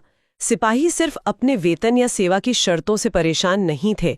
जब वो छुट्टी पर अपने गांव जाता था तो वो अपने परिवार को उसी जुल्म और गरीबी में पिसते हुए देखता था जिसे कंपनी की नीतियां जन्म दे रही थीं। तो किसानों का गुस्सा बहुत आसानी से बैरकों में पहुंच गया। बिल्कुल, सिपाही असल में वर्दी पहना हुआ किसान ही था जो अपने परिवार का दर्द महसूस कर रहा था। तो एक तरह का परफेक्ट स्टॉर्म था। महल में रानी अपनी रियासत खोने से नाराज है, खेत में किसान अपनी जमीन खोने से, और बैरक में सिपाही इन दोनों का गुस्सा महसूस कर रहा है। और फिर इसमें धर्म का एंगल भी जुड़ गया। हाँ, अंग्रेजों को लगता था कि वे भारतीय समाज को सुधार रहे हैं। उन्होंने सती प्रथा रोकने, विधवा विवाह को बढ़ावा देने जैसे कानून बनाए, अंग्रेजी शिक्षा को प्रोत्साहन दिया। लेकिन बहुत से भारतीयों को ये अपने धर्म और रीति रिवाजों पर एक हमला लगा। और 1850 का वो कानून जिसने ईसाई धर्म अपनाना आसान बना दिया और ये भी कहा कि धर्म बदलने पर भी पुरखों की संपत्ति पर अधिकार बना रहेगा, ये तो सीधा सीधा धर्म परिवर्तन को बढ़ावा देने जैसा था। सही बात है। लोगों को लगने लगा कि अंग्रेज सिर्फ उनकी जमीन और सत्ता ही नहीं बल्कि उनका धर्म और उनकी पहचान भी छीनना चाहते हैं। और जब किसी को अपनी पहचान पर खतरा महसूस होता है तो वो किसी भी हद तक जा सकता है। इसी माहौल में वो चर्बी वाले कारतूसों की अफवाह सामने आई और उसने उस बारूद में आग लगा दी जो सालों से जमा हो रहा था। 8 अप्रैल 1857 को मंगल पांडे को फांसी हुई। फिर 9 मई को मेरठ में 85 सिपाहियों को सिर्फ इसलिए 10 साल की सजा दी गई क्योंकि उन्होंने नए कारतूस इस्तेमाल करने से मना कर दिया था। और ये बाकी सिपाहियों के लिए बर्दाश्त से बाहर था। अगले ही दिन 10 मई को मेरठ की छावनी में विद्रोह फूट पड़ा। सिपाहियों ने जेल पर धावा बोला, अपने साथियों को आजाद कराया, अंग्रेज अफसरों को मार डाला और उनके हथियार लूट लिए। उनका इरादा साफ था, फिरंगियों का राज खत्म करना। बिल्कुल। और फिर उन्होंने एक ऐसा कदम उठाया जिसने इस स्थानीय विद्रोह को एक राष्ट्रीय बगावत की शक्ल देने की क्षमता रखी। वे रातों रात घोड़ों पर सवार होकर दिल्ली की तरफ चल पड़े। जी हाँ, दिल्ली पहुंचना एक सोची समझी रणनीति थी। वे सीधे मुगल सम्राट बहादुर शाह जफर के पास पहुंचे और उन्हें अपना नेता घोषित कर दिया। अब बहादुर शाह बूढ़े हो चुके थे और उनके पास ना कहने का कोई विकल्प नहीं था। लेकिन उनके नाम की मोहर लगते ही इस बगावत का कद बहुत बड़ा हो गया। हाँ, क्योंकि अब ये सिर्फ कुछ नाराज सिपाहियों का गुस्सा नहीं था, अब इसके पीछे मुगल सल्तनत का प्रतीक था। बहादुर शाह जफर के एक आह्वान ने देश भर के छोटे बड़े शासकों और रजवाड़ों को एक उम्मीद दे दी कि शायद मुगल शासन दोबारा स्थापित हो सकता है और वे फिर से बेफिक्र होकर अपने इलाकों पर राज कर सकेंगे। और फिर तो बगावत की आग पूरे उत्तर भारत में फैल गई। और दिलचस्प बात यह है कि हर जगह नेतृत्व अलग अलग लोगों के हाथ में था। कानपुर में नाना साहेब जैसे शाही परिवार के लोग थे जो अपना छीना हुआ हक वापस चाहते थे। तो झांसी और लखनऊ में रानी लक्ष्मीबाई और बेगम हजरत महल जैसी रानियां थीं जो सीधे मैदान में उतर आईं। बिल्कुल। और फिर बिहार में कुंवर सिंह जैसे जमींदार भी थे और फैजाबाद में मौलवी अहमदुल्ला शाह जैसे धार्मिक नेता। ये साबित करता है कि ये लड़ाई सिर्फ राजा रानियों की नहीं थी, समाज का हर तबका इसमें शामिल हो रहा था। सही बात है, हर कोई अपने अपने कारणों से लड़ रहा था, लेकिन दुश्मन एक ही था, कंपनी राज। दिल्ली से अंग्रेजों के पैर उखड़ने की खबर जैसे जैसे फैली, विद्रोह का सिलसिला शुरू हो गया। एक के बाद एक रेजिमेंट ने बगावत कर दी और दिल्ली, कानपुर, लखनऊ जैसे बड़े केंद्रों की ओर चल पड़े। जाहिर है अंग्रेजों ने इतनी आसानी से हार तो नहीं मानी होगी। इस उथल पुथल के बीच उन्होंने पलटवार कैसे किया? उन्होंने हिम्मत नहीं हारी। कंपनी ने अपनी पूरी ताकत लगाकर विद्रोह को कुचलने का फैसला किया। इंग्लैंड से और फौजी टुकड़ियां मंगवाई गईं। विद्रोहियों को जल्दी सजा देने के लिए नए कानून बनाए गए और विद्रोह के मुख्य केंद्रों पर हमला बोल दिया गया। और सबसे पहला निशाना दिल्ली ही बनी होगी, है ना? हाँ, सितंबर 1857 में, यानी बगावत शुरू होने के करीब 4 महीने बाद दिल्ली दोबारा अंग्रेजों के कब्जे में आ गई। आखिरी मुगल बादशाह बहादुर शाह जफर पर मुकदमा चला और उन्हें उम्र कैद की सजा देकर उनकी पत्नी के साथ रंगून, जो अब यांगून है, वहां भेज दिया गया, जहां 1862 में गुमनामी में उनकी मौत हो गई। एक बादशाह के निशांत, ये बाकी विद्रोहियों के हौसले तोड़ने के लिए तो काफी रहा होगा। इसने बहुत बड़ा मनोवैज्ञानिक असर डाला, लेकिन लड़ाई अभी खत्म नहीं हुई थी। मार्च 1858 में लखनऊ पर कब्जा हुआ। जून 1858 में रानी लक्ष्मीबाई लड़ते हुए मारी गईं। रानी अवंतीबाई का भी यही हश्र हुआ। हाँ, और तात्या टोपे मध्य भारत के जंगलों में आदिवासियों और किसानों की मदद से छापामार युद्ध चलाते रहे, लेकिन आखिरकार 1859 में उन्हें भी पकड़कर मार दिया गया। अंग्रेजों ने सिर्फ ताकत का ही नहीं, कूटनीति का भी इस्तेमाल किया। उन्होंने वफादार जमींदारों को इनाम का लालच दिया और उनकी जमीनें वापस करने का वादा किया। बिल्कुल, उन्होंने फूट डालो और राज करो की नीति अपनाई। विद्रोहियों को तो सजा दी, लेकिन जो वफादार थे उन्हें इनाम दिए गए, और इस तरह 1859 के आखिर तक उन्होंने देश पर दोबारा नियंत्रण हासिल कर लिया। लेकिन क्या सब कुछ पहले जैसा हो सकता था? इतना बड़ा विद्रोह झेलने के बाद अंग्रेजों को ये तो समझ आ ही गया होगा कि अब पहले वाली नीतियों से शासन नहीं चल सकता। और गवर्नर जनरल को अब वाइसराय कहा जाने लगा, जो सीधे महारानी का प्रतिनिधि होता था। यानी एक व्यापारिक कंपनी की जगह अब सीधे ब्रिटिश साम्राज्य ने भारत की कमान संभाल ली। भारतीय शासकों के लिए इसका क्या मतलब था? उन्हें भरोसा दिलाया गया कि अब उनके इलाके पर कब्जा नहीं किया जाएगा। उन्हें अपने दत्तक पुत्रों को भी अपनी रियासत सौंपने की छूट दे दी गई, लेकिन एक शर्त पर। शर्त क्या थी? उन्हें ब्रिटेन की रानी को अपना अधिपति स्वीकार करना होगा। यानी वे राजा तो बने रहेंगे, लेकिन ब्रिटिश साम्राज्य के अधीन। और सेना में भी बहुत बड़े बदलाव किए गए, खासकर सिपाहियों की भर्ती को लेकर। हाँ, ये एक बहुत महत्वपूर्ण बदलाव था। सेना में भारतीय सिपाहियों का अनुपात कम करके यूरोपीय सिपाहियों की संख्या बढ़ाई गई, और ये भी तय हुआ कि अवध, बिहार, मध्य और दक्षिण भारत, जहां से ज्यादातर विद्रोही सिपाही आए थे, वहां से भर्ती कम की जाएगी। अच्छा। और इसकी जगह अब गोरखा, सिखों और पठानों में से ज्यादा सिपाही भर्ती किए जाने लगे, जिन्हें अंग्रेज लड़ाका कौम मानते थे और जो विद्रोह में काफी हद तक वफादार रहे थे। ये तो साफ तौर पे बांटो और राज करो की नीति का एक और उदाहरण लगता है। बिल्कुल। साथ ही मुसलमानों की जमीन और संपत्ति बड़े पैमाने पर जब्त की गई, क्योंकि अंग्रेजों को लगता था कि विद्रोह खड़ा करने में उनका बड़ा हाथ था। उन्हें शक और दुश्मनी की नजर से देखा जाने लगा। इसके अलावा ये भी फैसला हुआ कि अब अंग्रेज भारत के लोगों के धर्म और सामाजिक रीति रिवाजों में सीधे तौर पर दखल नहीं देंगे। तो एक तरह से 1857 के विद्रोह ने भारत में ब्रिटिश शासन का चरित्र ही बदल दिया। कंपनी के शोषणकारी राज का अंत हुआ और ब्रिटिश साम्राज्य के सीधे नियंत्रण का एक नया अध्याय शुरू हुआ। सही कहा। 1857 के बाद इतिहास का एक नया चरण शुरू हुआ, जिसने अगले 90 सालों तक भारत के भविष्य की दिशा तय की। ये सोचना वाकई दिलचस्प है। 1857 का विद्रोह भले ही कुचल दिया गया हो और अंग्रेजों ने अपना नियंत्रण और मजबूत कर लिया हो, लेकिन क्या इस घटना ने अनजाने में ही भारत के लोगों के मन में एक साझा पहचान का बीज नहीं बो दिया था? ये शायद पहली बार था जब उत्तर भारत के इतने बड़े हिस्से में राजा, रानी, जमींदार, किसान और सिपाही सब एक ही दुश्मन के खिलाफ खड़े हुए थे। क्या यही वो याद थी जो आगे चलकर भारत के स्वतंत्रता संग्राम की सबसे बड़ी प्रेरणा बनी? देशी जनता को सभ्य बनाना, राष्ट्र को शिक्षित करना। चलिए छठा चैप्टर स्टार्ट करते हैं। जी। तो आज का हमारा अध्याय है देशी जनता को सभ्य बनाना, राष्ट्र को शिक्षित करना। ये शीर्षक अपने आप में बहुत कुछ कहता है। यहाँ देशी जनता से मतलब भारत के मूल निवासियों से है। जी हाँ, और सभ्य बनाना उस दृष्टिकोण को दिखाता है जो कई ब्रिटिश अफसर भारत के प्रति रखते थे। उन्हें लगता था कि वे यहाँ एक सांस्कृतिक मिशन पर हैं। एक ऐसा मिशन जिसका उद्देश्य भारतीय समाज को, उनके रीति रिवाजों और मूल्य मान्यताओं को बदलना था। बिल्कुल। तो इस अध्याय में हम यही समझेंगे कि ब्रिटिश शासन के दौरान शिक्षा को लेकर अंग्रेजों की सोच असल में क्या थी। हम इसमें प्राच्यवाद की परंपरा को जानेंगे, जिसमें विलियम जोन्स जैसे विद्वान थे, और फिर उनके विपरीत मैकॉले जैसे अंग्रेजों के विचारों को भी देखेंगे।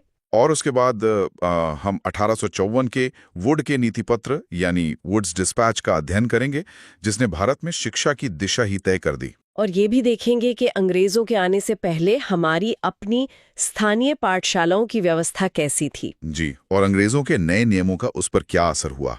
और अंत में महात्मा गांधी और रविंद्रनाथ टैगोर जैसे भारतीय चिंतकों के शिक्षा संबंधी विचारों पर भी चर्चा करेंगे। ये अध्याय हमारी आज की शिक्षा प्रणाली की जड़ों को समझने के लिए बहुत ही महत्वपूर्ण है। तो चलिए शुरू करते हैं इस सवाल से कि अंग्रेज शिक्षा को किस तरह देखते थे। ब्रिटिश शासन सिर्फ भूक्षेत्र पर विजय और आय पर नियंत्रण तक ही सीमित नहीं था। सही कहा। वे मानते थे कि उनका एक सांस्कृतिक मिशन भी है। वे देशी समाज को सभ्य बनाना चाहते थे। और इसी बात पर कई दशकों तक बहस चली कि भारतीयों को किस तरह शिक्षित किया जाना चाहिए। इसी बहस से एक विचार सामने आया जिसे हम प्राच्यवाद की परंपरा कहते हैं। जी। सन 1783 में विलियम जोन्स नाम के एक सज्जन कलकत्ता आए। उन्हें ईस्ट इंडिया कंपनी द्वारा स्थापित सुप्रीम कोर्ट में जूनियर जज के पद पर तैनात किया गया था। कानून का माहिर होने के साथ साथ जोन्स एक भाषाविद भी थे। यहाँ एक शब्द आता है, भाषाविद। इस शब्द का अर्थ होता है एक ऐसा व्यक्ति जो कई भाषाओं का जानकार होता है। विलियम जोन्स ने ग्रीक, लैटिन, फ्रेंच, अंग्रेजी, अरबी और फारसी का अध्ययन किया था और कलकत्ता में उन्होंने संस्कृत सीखी। वहां उन्होंने हेनरी टॉमस कोलब्रुक और नेथेनियल हॉलहेड जैसे अंग्रेजों के साथ मिलकर प्राचीन भारतीय विरासत को समझने का प्रयास किया। इन लोगों ने मिलकर एशियाटिक सोसाइटी ऑफ बंगाल का गठन किया और एशियाटिक रिसर्चेस नाम की एक शोध पत्रिका का प्रकाशन भी शुरू किया। जोन्स और कोलब्रुक का मानना था कि भारत को समझने के लिए उन प्राचीन पवित्र और कानूनी ग्रंथों को खोजना और समझना बहुत जरूरी है जो भारत के स्वर्ण युग में लिखे गए थे। तो एक तरह से वे भारत के अतीत का सम्मान कर रहे थे। जी। कंपनी के बहुत सारे अफसरों ने इस विचार का समर्थन किया। वे चाहते थे कि अंग्रेज भारतीय विचारों और ज्ञान को ही बढ़ावा दें। और इसी सोच के आधार पर 1781 में कलकत्ता में एक मदरसा खोला गया। यहाँ एक शब्द आता है, मदरसा। ये सीखने के स्थान के लिए अरबी भाषा का शब्द है।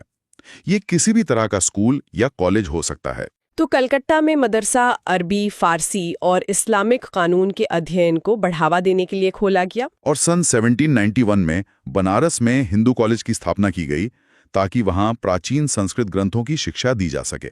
इन अफसरों को प्राच्यवादी कहा जाता था। प्राच्यवादी यानी वे लोग जो एशिया की भाषा और संस्कृति का गहन ज्ञान रखते हैं। लेकिन ये सोच हमेशा कायम नहीं रही। 19वीं सदी की शुरुआत से कई अंग्रेज अफसर शिक्षा के इस प्राच्यवादी दृष्टिकोण की आलोचना करने लगे। उनका क्या कहना था? उनका कहना था कि पूर्वी समाजों का ज्ञान त्रुटियों से भरा हुआ और अवैज्ञानिक है। और इन आलोचकों में जेम्स मिल और थॉमस बैबिंगटन मैकॉले प्रमुख थे। मैकॉले का तो मानना था कि एक अच्छे यूरोपीय पुस्तकालय का केवल एक खाना ही भारत और अरब के समूचे देशी साहित्य के बराबर है। ये तो बहुत ही घमंड से भरा हुआ बयान है। बिल्कुल। और इसी सोच के साथ 2 फरवरी 1835 को मैकॉले ने अपने विवरण, जिसे मिनट कहते हैं, में अंग्रेजी भाषा सिखाने की जरूरत पर जोर दिया। उनका तर्क क्या था? उनका मानना था कि अंग्रेजी के ज्ञान से भारतीयों को दुनिया की श्रेष्ठतम साहित्यिक कृतियों को पढ़ने का मौका मिलेगा और वे पश्चिमी विज्ञान और दर्शन के क्षेत्र में हुए विकास से अवगत हो पाएंगे। तो मैकॉले के विवरण के आधार पर 1835 का अंग्रेजों का शिक्षा अधिनियम पारित किया गया। जी, और ये फैसला लिया गया कि अंग्रेजी को उच्च शिक्षा का माध्यम बनाया जाए और कैलकाटा मदरसे तथा बनारस संस्कृत कॉलेज जैसे प्राच्यवादी संस्थानों को प्रोत्साहन न दिया जाए। इसके बाद एक और महत्वपूर्ण दस्तावेज आया जिसने शिक्षा को व्यवसाय से जोड़ने की कोशिश की। हाँ, 1854 में ईस्ट इंडिया कंपनी के लंदन स्थित कोर्ट ऑफ डायरेक्टर्स ने भारतीय गवर्नर जनरल को शिक्षा के विषय में एक नोट भेजा। इसे कंपनी के नियंत्रक मंडल के अध्यक्ष चार्ल्स वुड के नाम से जारी किया गया था और इसे वुड डिस्पैच के नाम से जाना जाता है। इस दस्तावेज में प्राच्यवादी ज्ञान के स्थान पर यूरोपीय शिक्षा को अपनाने के फायदे बताए गए थे। किस तरह के फायदे? नीति पत्र के अनुसार यूरोपीय शिक्षा से भारतीयों के नैतिक चरित्र का उत्थान होगा। वे ज्यादा सत्यवादी और ईमानदार बनेंगे, जिससे कंपनी के पास भरोसेमंद कर्मचारी उपलब्ध होंगे। यानी कि शिक्षा का एक मकसद था अच्छे कर्मचारी तैयार करना। बिल्कुल। और दूसरा तर्क ये दिया गया कि यूरोपीय शिक्षा से भारतीयों को व्यापार और वाणिज्य के विस्तार से होने वाले लाभों को समझने में मदद मिलेगी। वुड के नीति पत्र के बाद अंग्रेजों ने कई अहम कदम उठाए। जी, पहला, सरकारी शिक्षा विभागों का गठन किया गया। दूसरा, 1857 में जब मेरठ और दिल्ली में सिपाही विद्रोह कर रहे थे, ठीक उसी समय कलकत्ता, मद्रास और बम्बई में विश्वविद्यालयों की स्थापना की जा रही थी। और तीसरा, स्कूली शिक्षा प्रणाली में परिवर्तन के प्रयास भी किए गए। अब सवाल ये उठता है कि इन सब योजनाओं से पहले भारत की अपनी स्थानीय पाठशालाओं का क्या हुआ? ये एक बहुत ही दिलचस्प विषय है। 1830 के दशक में स्कॉटलैंड से आए ईसाई प्रचारक विलियम एडम ने बंगाल और बिहार के जिलों का दौरा किया और शिक्षा की प्रगति पर एक रिपोर्ट तैयार की। एडम ने क्या पाया अपनी रिपोर्ट में? एडम ने पाया कि बंगाल और बिहार में 1 लाख से ज्यादा पाठशालाएं थीं। 1 लाख से ज्यादा? जी, ये पाठशालाएं बहुत छोटे केंद्र थे जिनमें आमतौर पर 20 से ज्यादा विद्यार्थी नहीं होते थे। और इन पाठशालाओं की व्यवस्था कैसी थी? क्या वो आज के स्कूलों जैसी थी? नहीं, बिल्कुल नहीं। व्यवस्था काफी लचीली थी। कोई निश्चित शुल्क नहीं था, छपी हुई किताबें नहीं होती थी। पाठशाला की कोई अलग से इमारत भी नहीं होती थी? हाँ, बेंच और कुर्सियां नहीं थीं, ब्लैक बोर्ड नहीं थे, हाजिरी लेने का कोई इंतजाम नहीं था, और तो और सालाना इम्तिहान और नियमित समय सारणी जैसी कोई व्यवस्था भी नहीं थी। तो फिर पढ़ाई होती कैसे थी? शिक्षा मौखिक होती थी और गुरु विद्यार्थियों की जरूरतों के हिसाब से तय करते थे कि क्या पढ़ाना है। और सबसे अनोखी बात तो ये थी कि कटाई के समय कक्षाएं बंद हो जाती थी। जी, क्योंकि उस समय गांव के बच्चे खेतों में काम करने जाते थे। ये व्यवस्था स्थानीय जरूरतों के अनुसार थी। लेकिन फिर 1854 के बाद कंपनी ने इस व्यवस्था में सुधार लाने का फैसला किया। हाँ, उन्होंने एक नई दिनचर्या और नए नियमों पर आधारित व्यवस्था लागू करने की सोची। प्रत्येक गुरु को निर्देश दिया गया कि वे समय समय पर अपने स्कूल के बारे में रिपोर्ट भेजें और कक्षाओं को नियमित समय सारणी के अनुसार चलाने को कहा गया। अब अध्यापन पाठ्य पुस्तकों पर आधारित होगा और विद्यार्थियों की प्रगति को मापने के लिए वार्षिक परीक्षाओं की रूपरेखा तैयार की जाने लगी। विद्यार्थियों से कहा गया कि वे नियमित रूप से शुल्क दें, नियमित रूप से कक्षा में आए, तय सीट पर बैठें और अनुशासन के नियमों का पालन करें। इसका नतीजा ये हुआ कि जिन पाठशालाओं ने इन नए नियमों का पालन किया, उन्हें सरकारी अनुदान मिलने लगे, और जो पाठशालाएं नई व्यवस्था के भीतर काम करने को तैयार नहीं थीं, उन्हें कोई सरकारी सहायता नहीं दी जाती थी। तो अब हम आते हैं राष्ट्रीय शिक्षा की कार्यसूची पर। 19वीं सदी की शुरुआत से ही भारत के बहुत सारे विचारक शिक्षा के प्रसार की जरूरत पर जोर दे रहे थे। जी, कुछ भारतीय पश्चिमी शिक्षा के पक्ष में थे, जबकि कई अन्य इसके विरुद्ध थे। और इस विरोध में महात्मा गांधी का दृष्टिकोण बहुत ही स्पष्ट है। उनका कहना था, अंग्रेजी शिक्षा ने हमें गुलाम बना दिया है। गांधी जी का कहना था कि औपनिवेशिक शिक्षा ने भारतीयों के मस्तिष्क में हीनता का बोध पैदा कर दिया है। इसके असर में आकर पश्चिमी सभ्यता के प्रशंसक बनने वाले भारतीय अपनी ही भूमि पर अजनबी बन गए हैं। वो एक ऐसी शिक्षा के पक्षधर थे जो भारतीयों के भीतर प्रतिष्ठा और स्वाभिमान का भाव पुनर्जीवित करे। उन्होंने कहा कि शिक्षा केवल भारतीय भाषाओं में ही दी जानी चाहिए। उनके मुताबिक साक्षरता ही शिक्षा नहीं होती। तो फिर शिक्षा का उद्देश्य क्या था उनके अनुसार? शिक्षा का उद्देश्य व्यक्ति के मस्तिष्क और आत्मा का विकास करना है। इसीलिए उन्होंने कहा कि बच्चों को शिक्षित करते हुए उन्हें कोई हस्तकला भी सिखाई जानी चाहिए। और दूसरी तरफ थे रविंद्रनाथ टैगोर और उनका शांति निकेतन। हाँ, रविंद्रनाथ टैगोर ने 1901 में शांति निकेतन संस्था शुरू की। जब वे बच्चे थे तो उन्हें स्कूल जाना दमनकारी लगता था। तो वे ऐसा स्कूल खोलना चाहते थे जहां बच्चे खुश रह सकें, जहां वो मुक्त और रचनाशील हों। टैगोर का मानना था कि सृजनात्मक शिक्षा को केवल प्राकृतिक परिवेश में ही प्रोत्साहित किया जा सकता है। इसलिए उन्होंने कलकत्ता से 100 किलोमीटर दूर एक ग्रामीण परिवेश में अपना स्कूल खोलने का फैसला लिया। लेकिन महात्मा गांधी और टैगोर के विचारों में एक अंतर भी था। एक बहुत महत्वपूर्ण अंतर। गांधी जी पश्चिमी सभ्यता और मशीनों व प्रौद्योगिकी की उपासना के कटु आलोचक थे, जबकि टैगोर आधुनिक पश्चिमी सभ्यता और भारतीय परंपरा के श्रेष्ठ तत्वों का सम्मिश्रण चाहते थे। बिल्कुल। उन्होंने शांति निकेतन में कला, संगीत और नृत्य के साथ साथ विज्ञान और प्रौद्योगिकी की शिक्षा पर भी जोर दिया। तो इस प्रकार हम देखते हैं कि राष्ट्रीय शिक्षा प्रणाली की रूपरेखा क्या होनी चाहिए, इस पर बहुत सारे लोगों के विचार अलग अलग थे। और ये बहस स्वतंत्रता के बाद भी जारी रही। अध्याय 7, महिलाएं, जाति एवं सुधार। चलिए 7वां चैप्टर स्टार्ट करते हैं। इस अध्याय में हम ये जानेंगे कि लगभग 200 साल पहले महिलाओं की और विभिन्न जातियों की स्थिति कैसी थी जी, और 19वीं सदी में इन स्थितियों को बदलने के लिए जो सामाजिक सुधार के प्रयास हुए उनके बारे में भी बात करेंगे। और ये समझना बहुत महत्वपूर्ण है कि समाज में परिवर्तन कैसे आते हैं और किन विचारों से आते हैं। तो शुरुआत करते हैं महिलाओं की स्थिति से। हाँ। 200 साल पहले भारतीय समाज में महिलाओं का जीवन बहुत ही भिन्न था। जैसे बाल विवाह का प्रचलन था, और ये सिर्फ हिंदू ही नहीं, मुसलमान दोनों ही धर्मों में बहुत कम उम्र में लड़कियों की शादी कर दी जाती थी। और अध्याय में सती प्रथा का एक विशेष उल्लेख है। इसमें चित्र 1 भी है जो बाल्थाजार सोल्विन द्वारा बनाया गया है। ये प्रथा क्या थी? कुछ भागों में ऐसा था कि विधवाओं से ये उम्मीद की जाती थी कि वे अपने पति की चिता पर ही जिंदा जल जाएं। ओह। इस तरह स्वेच्छा से या फिर जबरदस्ती जान देने वाली महिलाओं को सती कहा जाता था। सती, इसका मतलब क्या होता है? इसका अर्थ है सदाचारी महिला। संपत्ति पर भी महिलाओं के अधिकार बहुत सीमित थे। और शिक्षा तक तो उनकी पहुंच लगभग थी ही नहीं। तो फिर समाज में ये बदलाव की जो प्रक्रिया है, ये शुरू कैसे हुई? देखिए, 19वीं सदी की शुरुआत से ही जो सामाजिक रीति रिवाज और मूल्य मान्यताएं थीं, उन पर बहस मुबाहिसों का स्वरूप बदलता दिखाई देता है। अच्छा। इसका एक बहुत महत्वपूर्ण कारण था संचार के नए तरीकों का विकास। मतलब प्रिंटिंग प्रेस। जी, किताबें, अखबार, पत्रिकाएं, पर्चे और पुस्तिकाएं छप रही थीं, और ये चीजें पुराने साधनों के मुकाबले सस्ती थीं। और इन्हीं बदलावों में राजा राम मोहन रॉय की भूमिका बहुत अहम रही। बिल्कुल। राजा राम मोहन रॉय, जो 1772 से 1833 तक रहे, वो इसी तरह के एक सुधारक थे। उन्होंने कलकत्ता में ब्रह्म सभा के नाम से एक सुधारवादी संगठन बनाया था, जिसे बाद में ब्रह्म समाज के नाम से जाना गया। जी, और उन्होंने सती प्रथा के खिलाफ एक बहुत बड़ी मुहिम छेड़ी। उन्होंने इसका विरोध कैसे किया? उनका तर्क क्या था? राम मोहन रॉय ने अपने लेखन के जरिए ये तर्क दिया कि जो हमारे प्राचीन ग्रंथ हैं, उनमें सती प्रथा का कोई उल्लेख है ही नहीं। अच्छा, मतलब इसे कोई धार्मिक स्वीकृति प्राप्त नहीं है। बिल्कुल।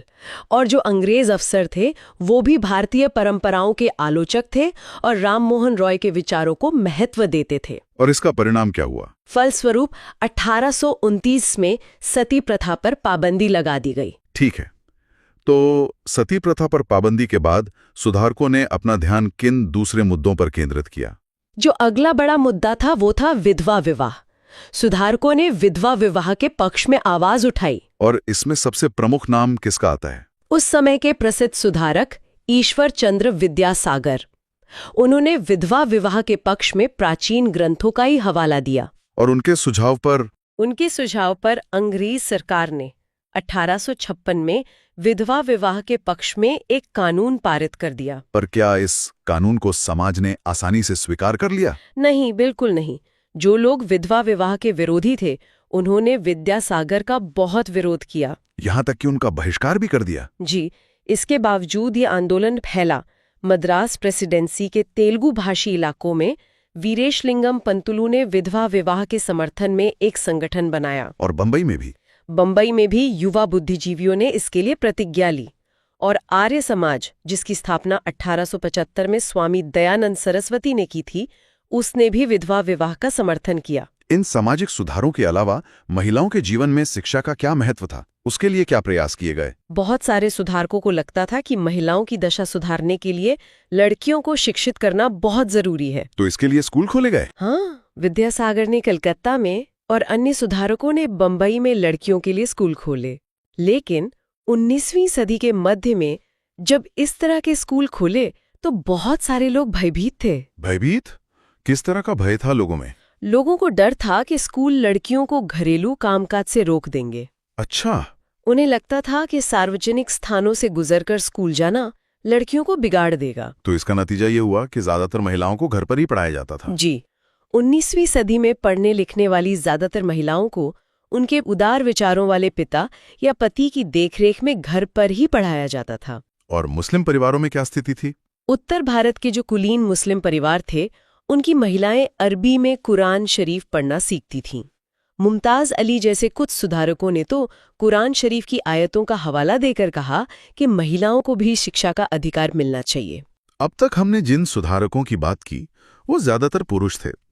क्या महिलाएं खुद भी इन सुधार आंदोलनों में भाग ले रही थीं? हाँ, 20वीं सदी की शुरुआत से ही महिलाएं स्वयं इन सुधारों को बढ़ावा देने लगीं। जैसे कि भोपाल की बेगमों ने अलीगढ़ में लड़कियों के लिए एक प्राथमिक स्कूल खोला और बेगम रुकैया सखावत हुसैन ने पटना और कलकत्ता में मुस्लिम लड़कियों के लिए स्कूल खोले। और 1880 के दशक तक तो भारतीय महिलाएं विश्वविद्यालयों में भी प्रवेश लेने लगी थीं। जी, और इसी दौर में पूना में घर पर ही पढ़ी लिखी ताराबाई शिंदे ने स्त्री पुरुष तुलना नाम से एक किताब प्रकाशित की। और इस किताब में क्या था? इसमें पुरुषों और महिलाओं के बीच मौजूद जो सामाजिक फर्क थे उनकी आलोचना की गई थी। और पंडिता रमाबाई का भी उल्लेख है? हाँ, पंडिता रमाबाई जो संस्कृत की एक महान विद्वान थीं, उनका मानना था कि हिंदू धर्म महिलाओं का दमन करता है। उन्होंने पूना में एक विधवा गृह की स्थापना की। इन सब सुधारों के साथ साथ बाल विवाह के विरुद्ध भी कानून बनाए गए। जी, बाल विवाह निषेध अधिनियम 1929 में पारित किया गया। इस कानून के अनुसार क्या उम्र तय की गई थी? इसके अनुसार 18 साल से कम उम्र के लड़के और 16 साल से कम उम्र की लड़की की शादी नहीं की जा सकती थी। बाद में ये उम्र बढ़ाकर पुरुषों के लिए 21 साल और महिलाओं के लिए 18 साल कर दी गई। ठीक है, तो ये तो हुई महिलाओं से जुड़े सुधारों के बाद। अब हम जाति और समाज सुधार पर आते हैं। इसके खिलाफ क्या प्रयास हुए? महिलाओं से जुड़े सुधारों के साथ साथ ही सुधारकों ने जाति व्यवस्था की भी आलोचना की। बंबई में 1840 में परमहंस मंडली का गठन किया गया था। और उसका उद्देश्य क्या था? उसका उद्देश्य था जाति उन्मूलन के लिए काम करना। 19वीं सदी में ईसाई प्रचारक भी आदिवासी समुदायों और निचली जातियों के बच्चों के लिए स्कूल खोलने लगे थे। और शहरों में भी कुछ बदलाव आ रहे थे? हाँ, शहरों में रोजगार के नए अवसर पैदा हो रहे थे। बहुत सारे निम्न जातियों के लोग असम, मॉरिशस, त्रिनिदाद और इंडोनेशिया इन जगहों पर बागानों में काम करने चले गए। सेना में भी नौकरियां मिली। पूर्वी बंगाल में हरिदास ठाकुर के मतुआ पंथ ने चांडाल काश्तकारों के बीच काम किया। और केरल में? केरल में श्री नारायण गुरु ने अपने लोगों के बीच एकता का आदर्श रखा। उनका एक बहुत प्रसिद्ध नारा था। वो क्या था? ओरु जाति ओरु मतम ओरु दैवम मनुष्यानु। इसका अर्थ? मानव जाति के लिए एक जाति, एक धर्म, एक ईश्वर। निम्न जाति के नेताओं में ज्योतिराव फुले का नाम सबसे प्रमुखता से लिया जाता है। जी, वो सबसे मुखर नेताओं में से एक थे। उनका जन्म 1827 में हुआ था। उन्होंने ब्राह्मणों के इस दावे पर खुलकर हमला किया कि आर्य होने के कारण वो श्रेष्ठ है। और फुले का तर्क क्या था? फुले का तर्क था कि आर्य विदेशी थे। अच्छा। तो उन्होंने जातीय भेदभाव के विरुद्ध क्या समाधान प्रस्तावित किया? फुले ने सुझाव दिया कि शूद्रों यानी श्रमिक जातियों और अति शूद्रों मतलब अछूतों को जातीय भेदभाव खत्म करने के लिए संगठित होना चाहिए। और इसी के लिए उन्होंने सत्यशोधक समाज की स्थापना की। बिल्कुल। फुले द्वारा स्थापित किए गए सत्यशोधक समाज नामक संगठन ने जातीय समानता के समर्थन में मुहिम चलाई। उन्होंने एक किताब भी लिखी थी, गुलामगिरी। हाँ, 1873 में फुले ने गुलामगिरी नामक एक किताब लिखी और उन्होंने ये पुस्तक उन सभी अमेरिकियों को समर्पित की जिन्होंने गुलामों को मुक्ति दिलाने के लिए संघर्ष किया था। जी, इस तरह उन्होंने भारत की निम्न जातियों और अमेरिका के काले गुलामों की दुर्दशा को एक दूसरे से जोड़ दिया। यह एक बहुत ही महत्वपूर्ण कदम था। जाति व्यवस्था के विरुद्ध एक और महत्वपूर्ण आंदोलन मंदिर प्रवेश से जुड़ा था। हाँ, ये B.R. आम्बेडकर ने 1927 में शुरू किया था, मंदिर प्रवेश आंदोलन। और उन्होंने ऐसे 3 आंदोलन चलाए। जी, 1927 और 1935 के बीच उनका उद्देश्य पूरे समाज को जातीय पूर्वाग्रहों की जकड़ की शक्ति दिखाना था। और क्या ऐसे आंदोलन दक्षिण भारत में भी हुए? हाँ, 20वीं सदी के आरंभ में गैर ब्राह्मण आंदोलन शुरू हुआ। यह प्रयास उन गैर ब्राह्मण जातियों का था जिन्हें शिक्षा, धन और प्रभाव हासिल हो चुका था।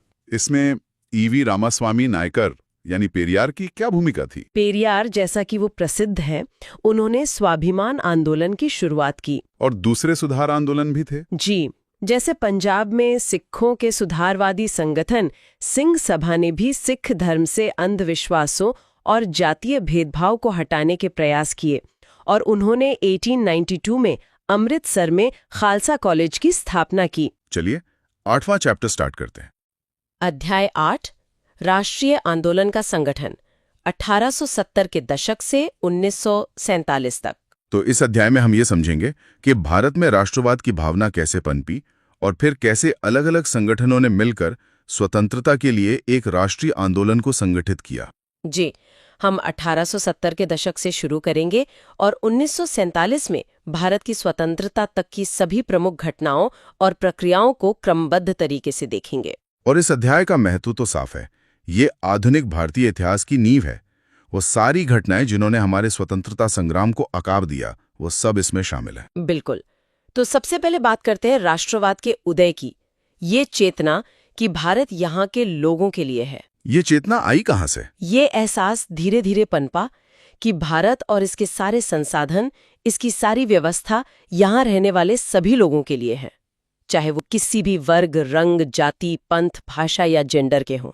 और इसी के साथ ये समझ भी आई होगी कि अंग्रेज हमारे ही संसाधनों पर कब्जा जमाए हुए हैं। बिल्कुल। ये एहसास कि जब तक अंग्रेजों का नियंत्रण खत्म नहीं होता, तब तक भारत भारतीयों का नहीं हो सकता। इसी चेतना से फिर राजनीतिक संगठनों का जन्म हुआ 1870 और 1880 के दशकों में। हाँ, जैसे पूना सार्वजनिक सभा, द इंडियन एसोसिएशन, मद्रास महाजन सभा और बॉम्बे प्रेसिडेंसी एसोसिएशन। इन नामों में सार्वजनिक शब्द बहुत दिलचस्प है। यहाँ एक शब्द आता है सार्वजनिक। जी। इस शब्द का अर्थ होता है सब लोगों का या सबके लिए, सर्वजन एक। मतलब ये संगठन किसी एक समूह के लिए नहीं बल्कि पूरे भारत के लोगों के लिए काम कर रहे थे। और उनका लक्ष्य क्या था? वे इस सोच के साथ काम कर रहे थे कि लोग संप्रभु हों। संप्रभु? यहाँ एक और महत्वपूर्ण शब्द है संप्रभु। इस शब्द का अर्थ होता है बाहरी हस्तक्षेप के बिना स्वतंत्र रूप से कदम उठाने की क्षमता। मतलब अपने फैसले खुद लेने की आजादी। लेकिन ब्रिटिश शासन को ये सब देख के असंतोष तो हुआ ही होगा। असंतोष बहुत बढ़ रहा था। उन्होंने दमन का रास्ता अपनाया। 1878 में एक आर्म्स एक्ट पारित किया गया। इसके द्वारा भारतीयों से अपने पास हथियार रखने का अधिकार छीन लिया गया। और उसी साल एक और कानून आया था, वर्नाक्यूलर प्रेस एक्ट। हाँ, ये तो सरकार की आलोचना करने वालों को चुप कराने के लिए ही था। अगर किसी अखबार में कोई आपत्तिजनक चीज छपती थी तो सरकार उसकी प्रिंटिंग प्रेस सहित सारी संपत्ति को जब्त कर सकती थी। मतलब अभिव्यक्ति की स्वतंत्रता पर सीधा हमला। और फिर 1883 में इल्बर्ट बिल को लेकर विवाद हुआ। ये बिल क्या था? इस विधेयक में प्रावधान था कि भारतीय न्यायाधीश भी ब्रिटिश या यूरोपीय व्यक्तियों पर मुकदमे चला सकते हैं। अच्छा, बराबरी की बात। लेकिन अंग्रेजों ने इसका जबरदस्त विरोध किया। सरकार को बिल वापस लेना पड़ा। इस घटना ने अंग्रेजों के नस्ली भेदभाव को पूरी तरह उजागर कर दिया। और इसी माहौल में दिसंबर 1885 में भारतीय राष्ट्रीय कांग्रेस की स्थापना हुई। जी, बम्बई में 72 प्रतिनिधियों ने सभा करके ये फैसला लिया। इसके शुरुआती नेता कौन थे? दादा भाई नौरोजी, फिरोज शाह मेहता, बदरुद्दीन तैयब जी, W.C. बैनर्जी, सुरेंद्रनाथ बैनर्जी, रोमेश चंद्र दत्त और S. सुब्रमण्यम अय्यर जैसे कई बड़े नाम थे। दादा भाई नौरोजी तो एक व्यवसायी और प्रचारक थे। हाँ, यहाँ एक शब्द है प्रचारक। इसका अर्थ है एक ऐसा व्यक्ति जो सूचनाओं के प्रसार, रिपोर्टों, बैठकों में भाषण आदि के जरिए किसी खास विचार का प्रचार प्रसार करता है। लेकिन कांग्रेस की शुरुआती मांगे काफी नरम थीं, जिन्हें मध्यमार्गी दौर कहा जाता है। बिल्कुल। उनकी प्रशासनिक मांगे थीं कि विधान परिषदों में भारतीयों को ज्यादा जगह दी जाए, परिषदों को ज्यादा अधिकार मिले और सिविल सेवा की परीक्षा लंदन के साथ साथ भारत में भी हो। जी, और आर्थिक मांगे भी थीं, जैसे लगान कम किया जाए, फौजी खर्चों में कटौती हो, सिंचाई के लिए ज्यादा अनुदान दिए जाएं। उन्होंने ब्रिटिश शासन की आर्थिक नीतियों की बहुत आलोचना की। और यहीं से धन निकासी का सिद्धांत सामने आया। उन्हें लगता था कि सरकार उनकी न्यायपूर्ण मांगों को मान लेगी। लेकिन जल्दी ही कुछ नेताओं को लगने लगा कि सिर्फ याचिकाओं से काम नहीं चलेगा। हाँ, और यहीं से आमूल परिवर्तनवादी नेताओं का उदय हुआ। बंगाल में बिपिन चंद्र पाल, महाराष्ट्र में बाल गंगाधर तिलक और पंजाब में लाला लाजपत राय, जिन्हें लाल बाल पाल के नाम से जाना जाता है। बिल्कुल। उन्होंने नरमपंथियों की आलोचना की और आत्मनिर्भरता पर जोर दिया। और बाल गंगाधर तिलक का वो प्रसिद्ध नारा तो आज भी याद किया जाता है, स्वतंत्रता मेरा जन्मसिद्ध अधिकार है और मैं इसे लेकर रहूंगा। ये सोच में एक बहुत बड़ा बदलाव था। और इसी बीच अंग्रेजों ने एक ऐसा कदम उठाया जिसने इस आग को और भड़का दिया। 1905 में बंगाल का विभाजन। हाँ, वाइसरॉय कर्जन ने बंगाल का विभाजन कर दिया। कारण तो प्रशासनिक सुविधा का दिया तो यही गया, पर वास्तविक उद्देश्य था बंगाली राजनेताओं के प्रभाव पर अंकुश लगाना और बंगाली जनता को बांटना। ये बांटो और राज करो की नीति थी। लेकिन इसका नतीजा उल्टा हुआ। बिल्कुल। विभाजन के विरोध में स्वदेशी आंदोलन खड़ा हो गया। ये बंगाल में तो सबसे ताकतवर था ही, पर आंध्र के डेल्टा इलाकों में इसे वंदे मातरम आंदोलन के नाम से जाना गया। और इस आंदोलन की खास बात क्या थी? ब्रिटिश संस्थानों और वस्तुओं का बहिष्कार, स्वदेशी उद्यमों को बढ़ावा, राष्ट्रीय शिक्षा और भारतीय भाषाओं के उपयोग पर जोर। इसी दौर में 1906 में ऑल इंडिया मुस्लिम लीग का भी गठन हुआ। हाँ, ढाका में लीग ने बंगाल विभाजन का समर्थन किया। उनकी मांग थी कि मुसलमानों के लिए अलग निर्वाचिका की व्यवस्था की जाए। और सरकार ने 1909 में ये मांग मान भी ली। जी। उधर कांग्रेस में भी 1907 में विभाजन हो गया, गरमपंथी और नरमपंथी धड़ों में। लेकिन 1915 में ये दोनों धड़े फिर एक हो गए। हाँ, और 1916 में कांग्रेस और मुस्लिम लीग के बीच ऐतिहासिक लखनऊ समझौता हुआ। दोनों ने देश में प्रातिनिधिक सरकार के गठन के लिए मिलकर काम करने का फैसला लिया। तो अब हम जन राष्ट्रवाद के उदय की ओर बढ़ रहे हैं। जी। प्रथम विश्व युद्ध ने इसमें एक बड़ी भूमिका निभाई। रक्षा व्यय में भारी इजाफा हुआ, जिसका बोझ आम लोगों पर करों के रूप में पड़ा। कीमतें भी बहुत बढ़ गईं। बहुत ज्यादा। और गांव से सिपाहियों की जबरदस्त भर्ती भी की जा रही थी। इन सब कारणों से ब्रिटिश शासन के खिलाफ असंतोष और बढ़ गया। और इसी समय 1917 की रूसी क्रांति का भी प्रभाव पड़ा होगा। बिल्कुल। वहां से किसानों और मजदूरों के संघर्षों के समाचार और समाजवादी विचार फैलने लगे, जिससे भारतीय राष्ट्रवादियों को नई प्रेरणा मिली। और इसी पूरे माहौल में 1915 में महात्मा गांधी भारत लौटे। हाँ, गांधी जी 46 वर्ष की उम्र में दक्षिण अफ्रीका से भारत लौटे। भारत आने के बाद पहले साल उन्होंने पूरे भारत का दौरा किया और फिर चंपारण, खेड़ा और अहमदाबाद में अपने शुरुआती स्थानीय आंदोलनों का नेतृत्व किया। बिल्कुल। पर इसके बाद आया रॉलेट सत्याग्रह। 1919 में रॉलेट कानून पास किया गया। ये कानून तो अभिव्यक्ति की स्वतंत्रता जैसे मूलभूत अधिकारों पर ही अंकुश लगा रहा था और पुलिस को और ज्यादा अधिकार दे रहा था।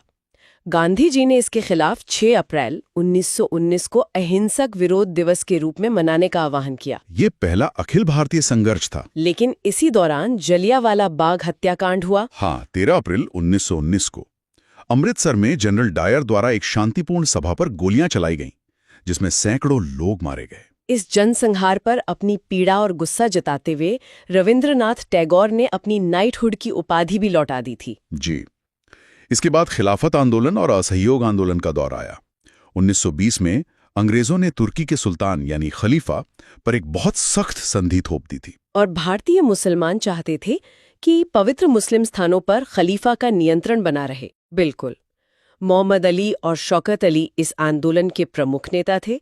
गांधी जी ने खिलाफत आंदोलन का समर्थन किया और कांग्रेस से आग्रह किया कि वो स्वराज की मांग करे। और यहीं से असहयोग आंदोलन की शुरुआत हुई। हाँ, 1921-22 में इसका प्रभाव जबरदस्त था। हजारों विद्यार्थियों ने सरकारी स्कूल कॉलेज छोड़ दिए, वकीलों ने वकालत छोड़ दी, विदेशी कपड़ों की होली जलाई गई। लेकिन फिर फरवरी 1922 में चोरी चौरा की घटना हुई। जी, किसानों की एक भीड़ ने पुलिस थाने में आग लगा दी, जिसमें 22 पुलिस वाले मारे गए। इस हिंसा के कारण गांधी जी ने असहयोग आंदोलन वापस ले लिया।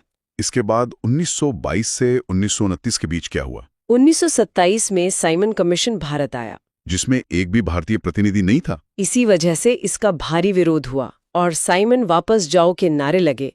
फिर 1929 में जवाहरलाल नेहरू की अध्यक्षता में कांग्रेस ने पूर्ण स्वराज का प्रस्ताव पारित किया और 26 जनवरी 1930 को पूरे देश में स्वतंत्रता दिवस मनाया गया। जी, इसके बाद गांधी जी ने दांडी मार्च शुरू किया। 1930 में उन्होंने ऐलान किया कि वो नमक कानून तोड़ने के लिए यात्रा निकालेंगे। नमक, जिसके उत्पादन और बिक्री पर सरकार का एकाधिकार था। हाँ, गांधी जी ने अपने अनुयायियों के साथ साबरमती से 240 किलोमीटर दूर दांडी तक पैदल यात्रा की और वहां सार्वजनिक रूप से नमक कानून का उल्लंघन किया। और यहीं से सविनय अवज्ञा आंदोलन की शुरुआत हुई। बिल्कुल। इस आंदोलन में किसानों, आदिवासियों और महिलाओं ने भी बड़ी संख्या में हिस्सा लिया। तो अब हम अंतिम चरण की ओर बढ़ रहे हैं, 1935 से 1947 तक। हाँ, गवर्नमेंट ऑफ इंडिया एक्ट 1935 में प्रांतीय स्वायत्तता का प्रावधान किया गया। 1937 के चुनावों में कांग्रेस ने 11 में से 7 प्रांतों में सरकार भी बनाई। लेकिन सितंबर 1939 में द्वितीय विश्व युद्ध शुरू हो गया और कांग्रेस ने युद्ध में शामिल होने के ब्रिटिश फैसले के विरोध में इस्तीफा दे दिया। इसके बाद अगस्त 1942 में महात्मा गांधी के नेतृत्व में भारत छोड़ो आंदोलन शुरू हुआ। और गांधी जी ने नारा दिया, करो या मरो। जी, ये एक व्यापक जन आंदोलन था जिसे अंग्रेजों ने निर्ममता से कुचल दिया, लेकिन इसने ये स्पष्ट कर दिया कि अब भारत पर राज करना असंभव है। पर आजादी के साथ साथ विभाजन का दर्द भी मिला। हाँ, 1940 में मुस्लिम लीग ने देश के पश्चिमोत्तर तथा पूर्वी क्षेत्रों में मुसलमानों के लिए स्वतंत्र राज्यों की मांग करते हुए एक प्रस्ताव पारित किया था। 1946 में कैबिनेट मिशन भी समस्या का हल नहीं निकाल पाया। और वार्ता की विफलता के बाद मुस्लिम लीग ने पाकिस्तान की अपनी मांग मनवाने के लिए 16 अगस्त 1946 को प्रत्यक्ष कार्रवाई दिवस मनाने का आह्वान किया, जिसके बाद कलकत्ता में और फिर पूरे देश में भयानक दंगे भड़क उठे। हाँ, और इसके परिणाम स्वरूप भारत का विभाजन हुआ और पाकिस्तान का जन्म हुआ। इस वीडियो में हमने एनसीईआरटी हिस्ट्री क्लास 8 को पढ़ा है। अगली वीडियो में क्लास 9 को देखेंगे और ऐसे ही हम सभी सब्जेक्ट्स की एनसीईआरटी को कवर करेंगे।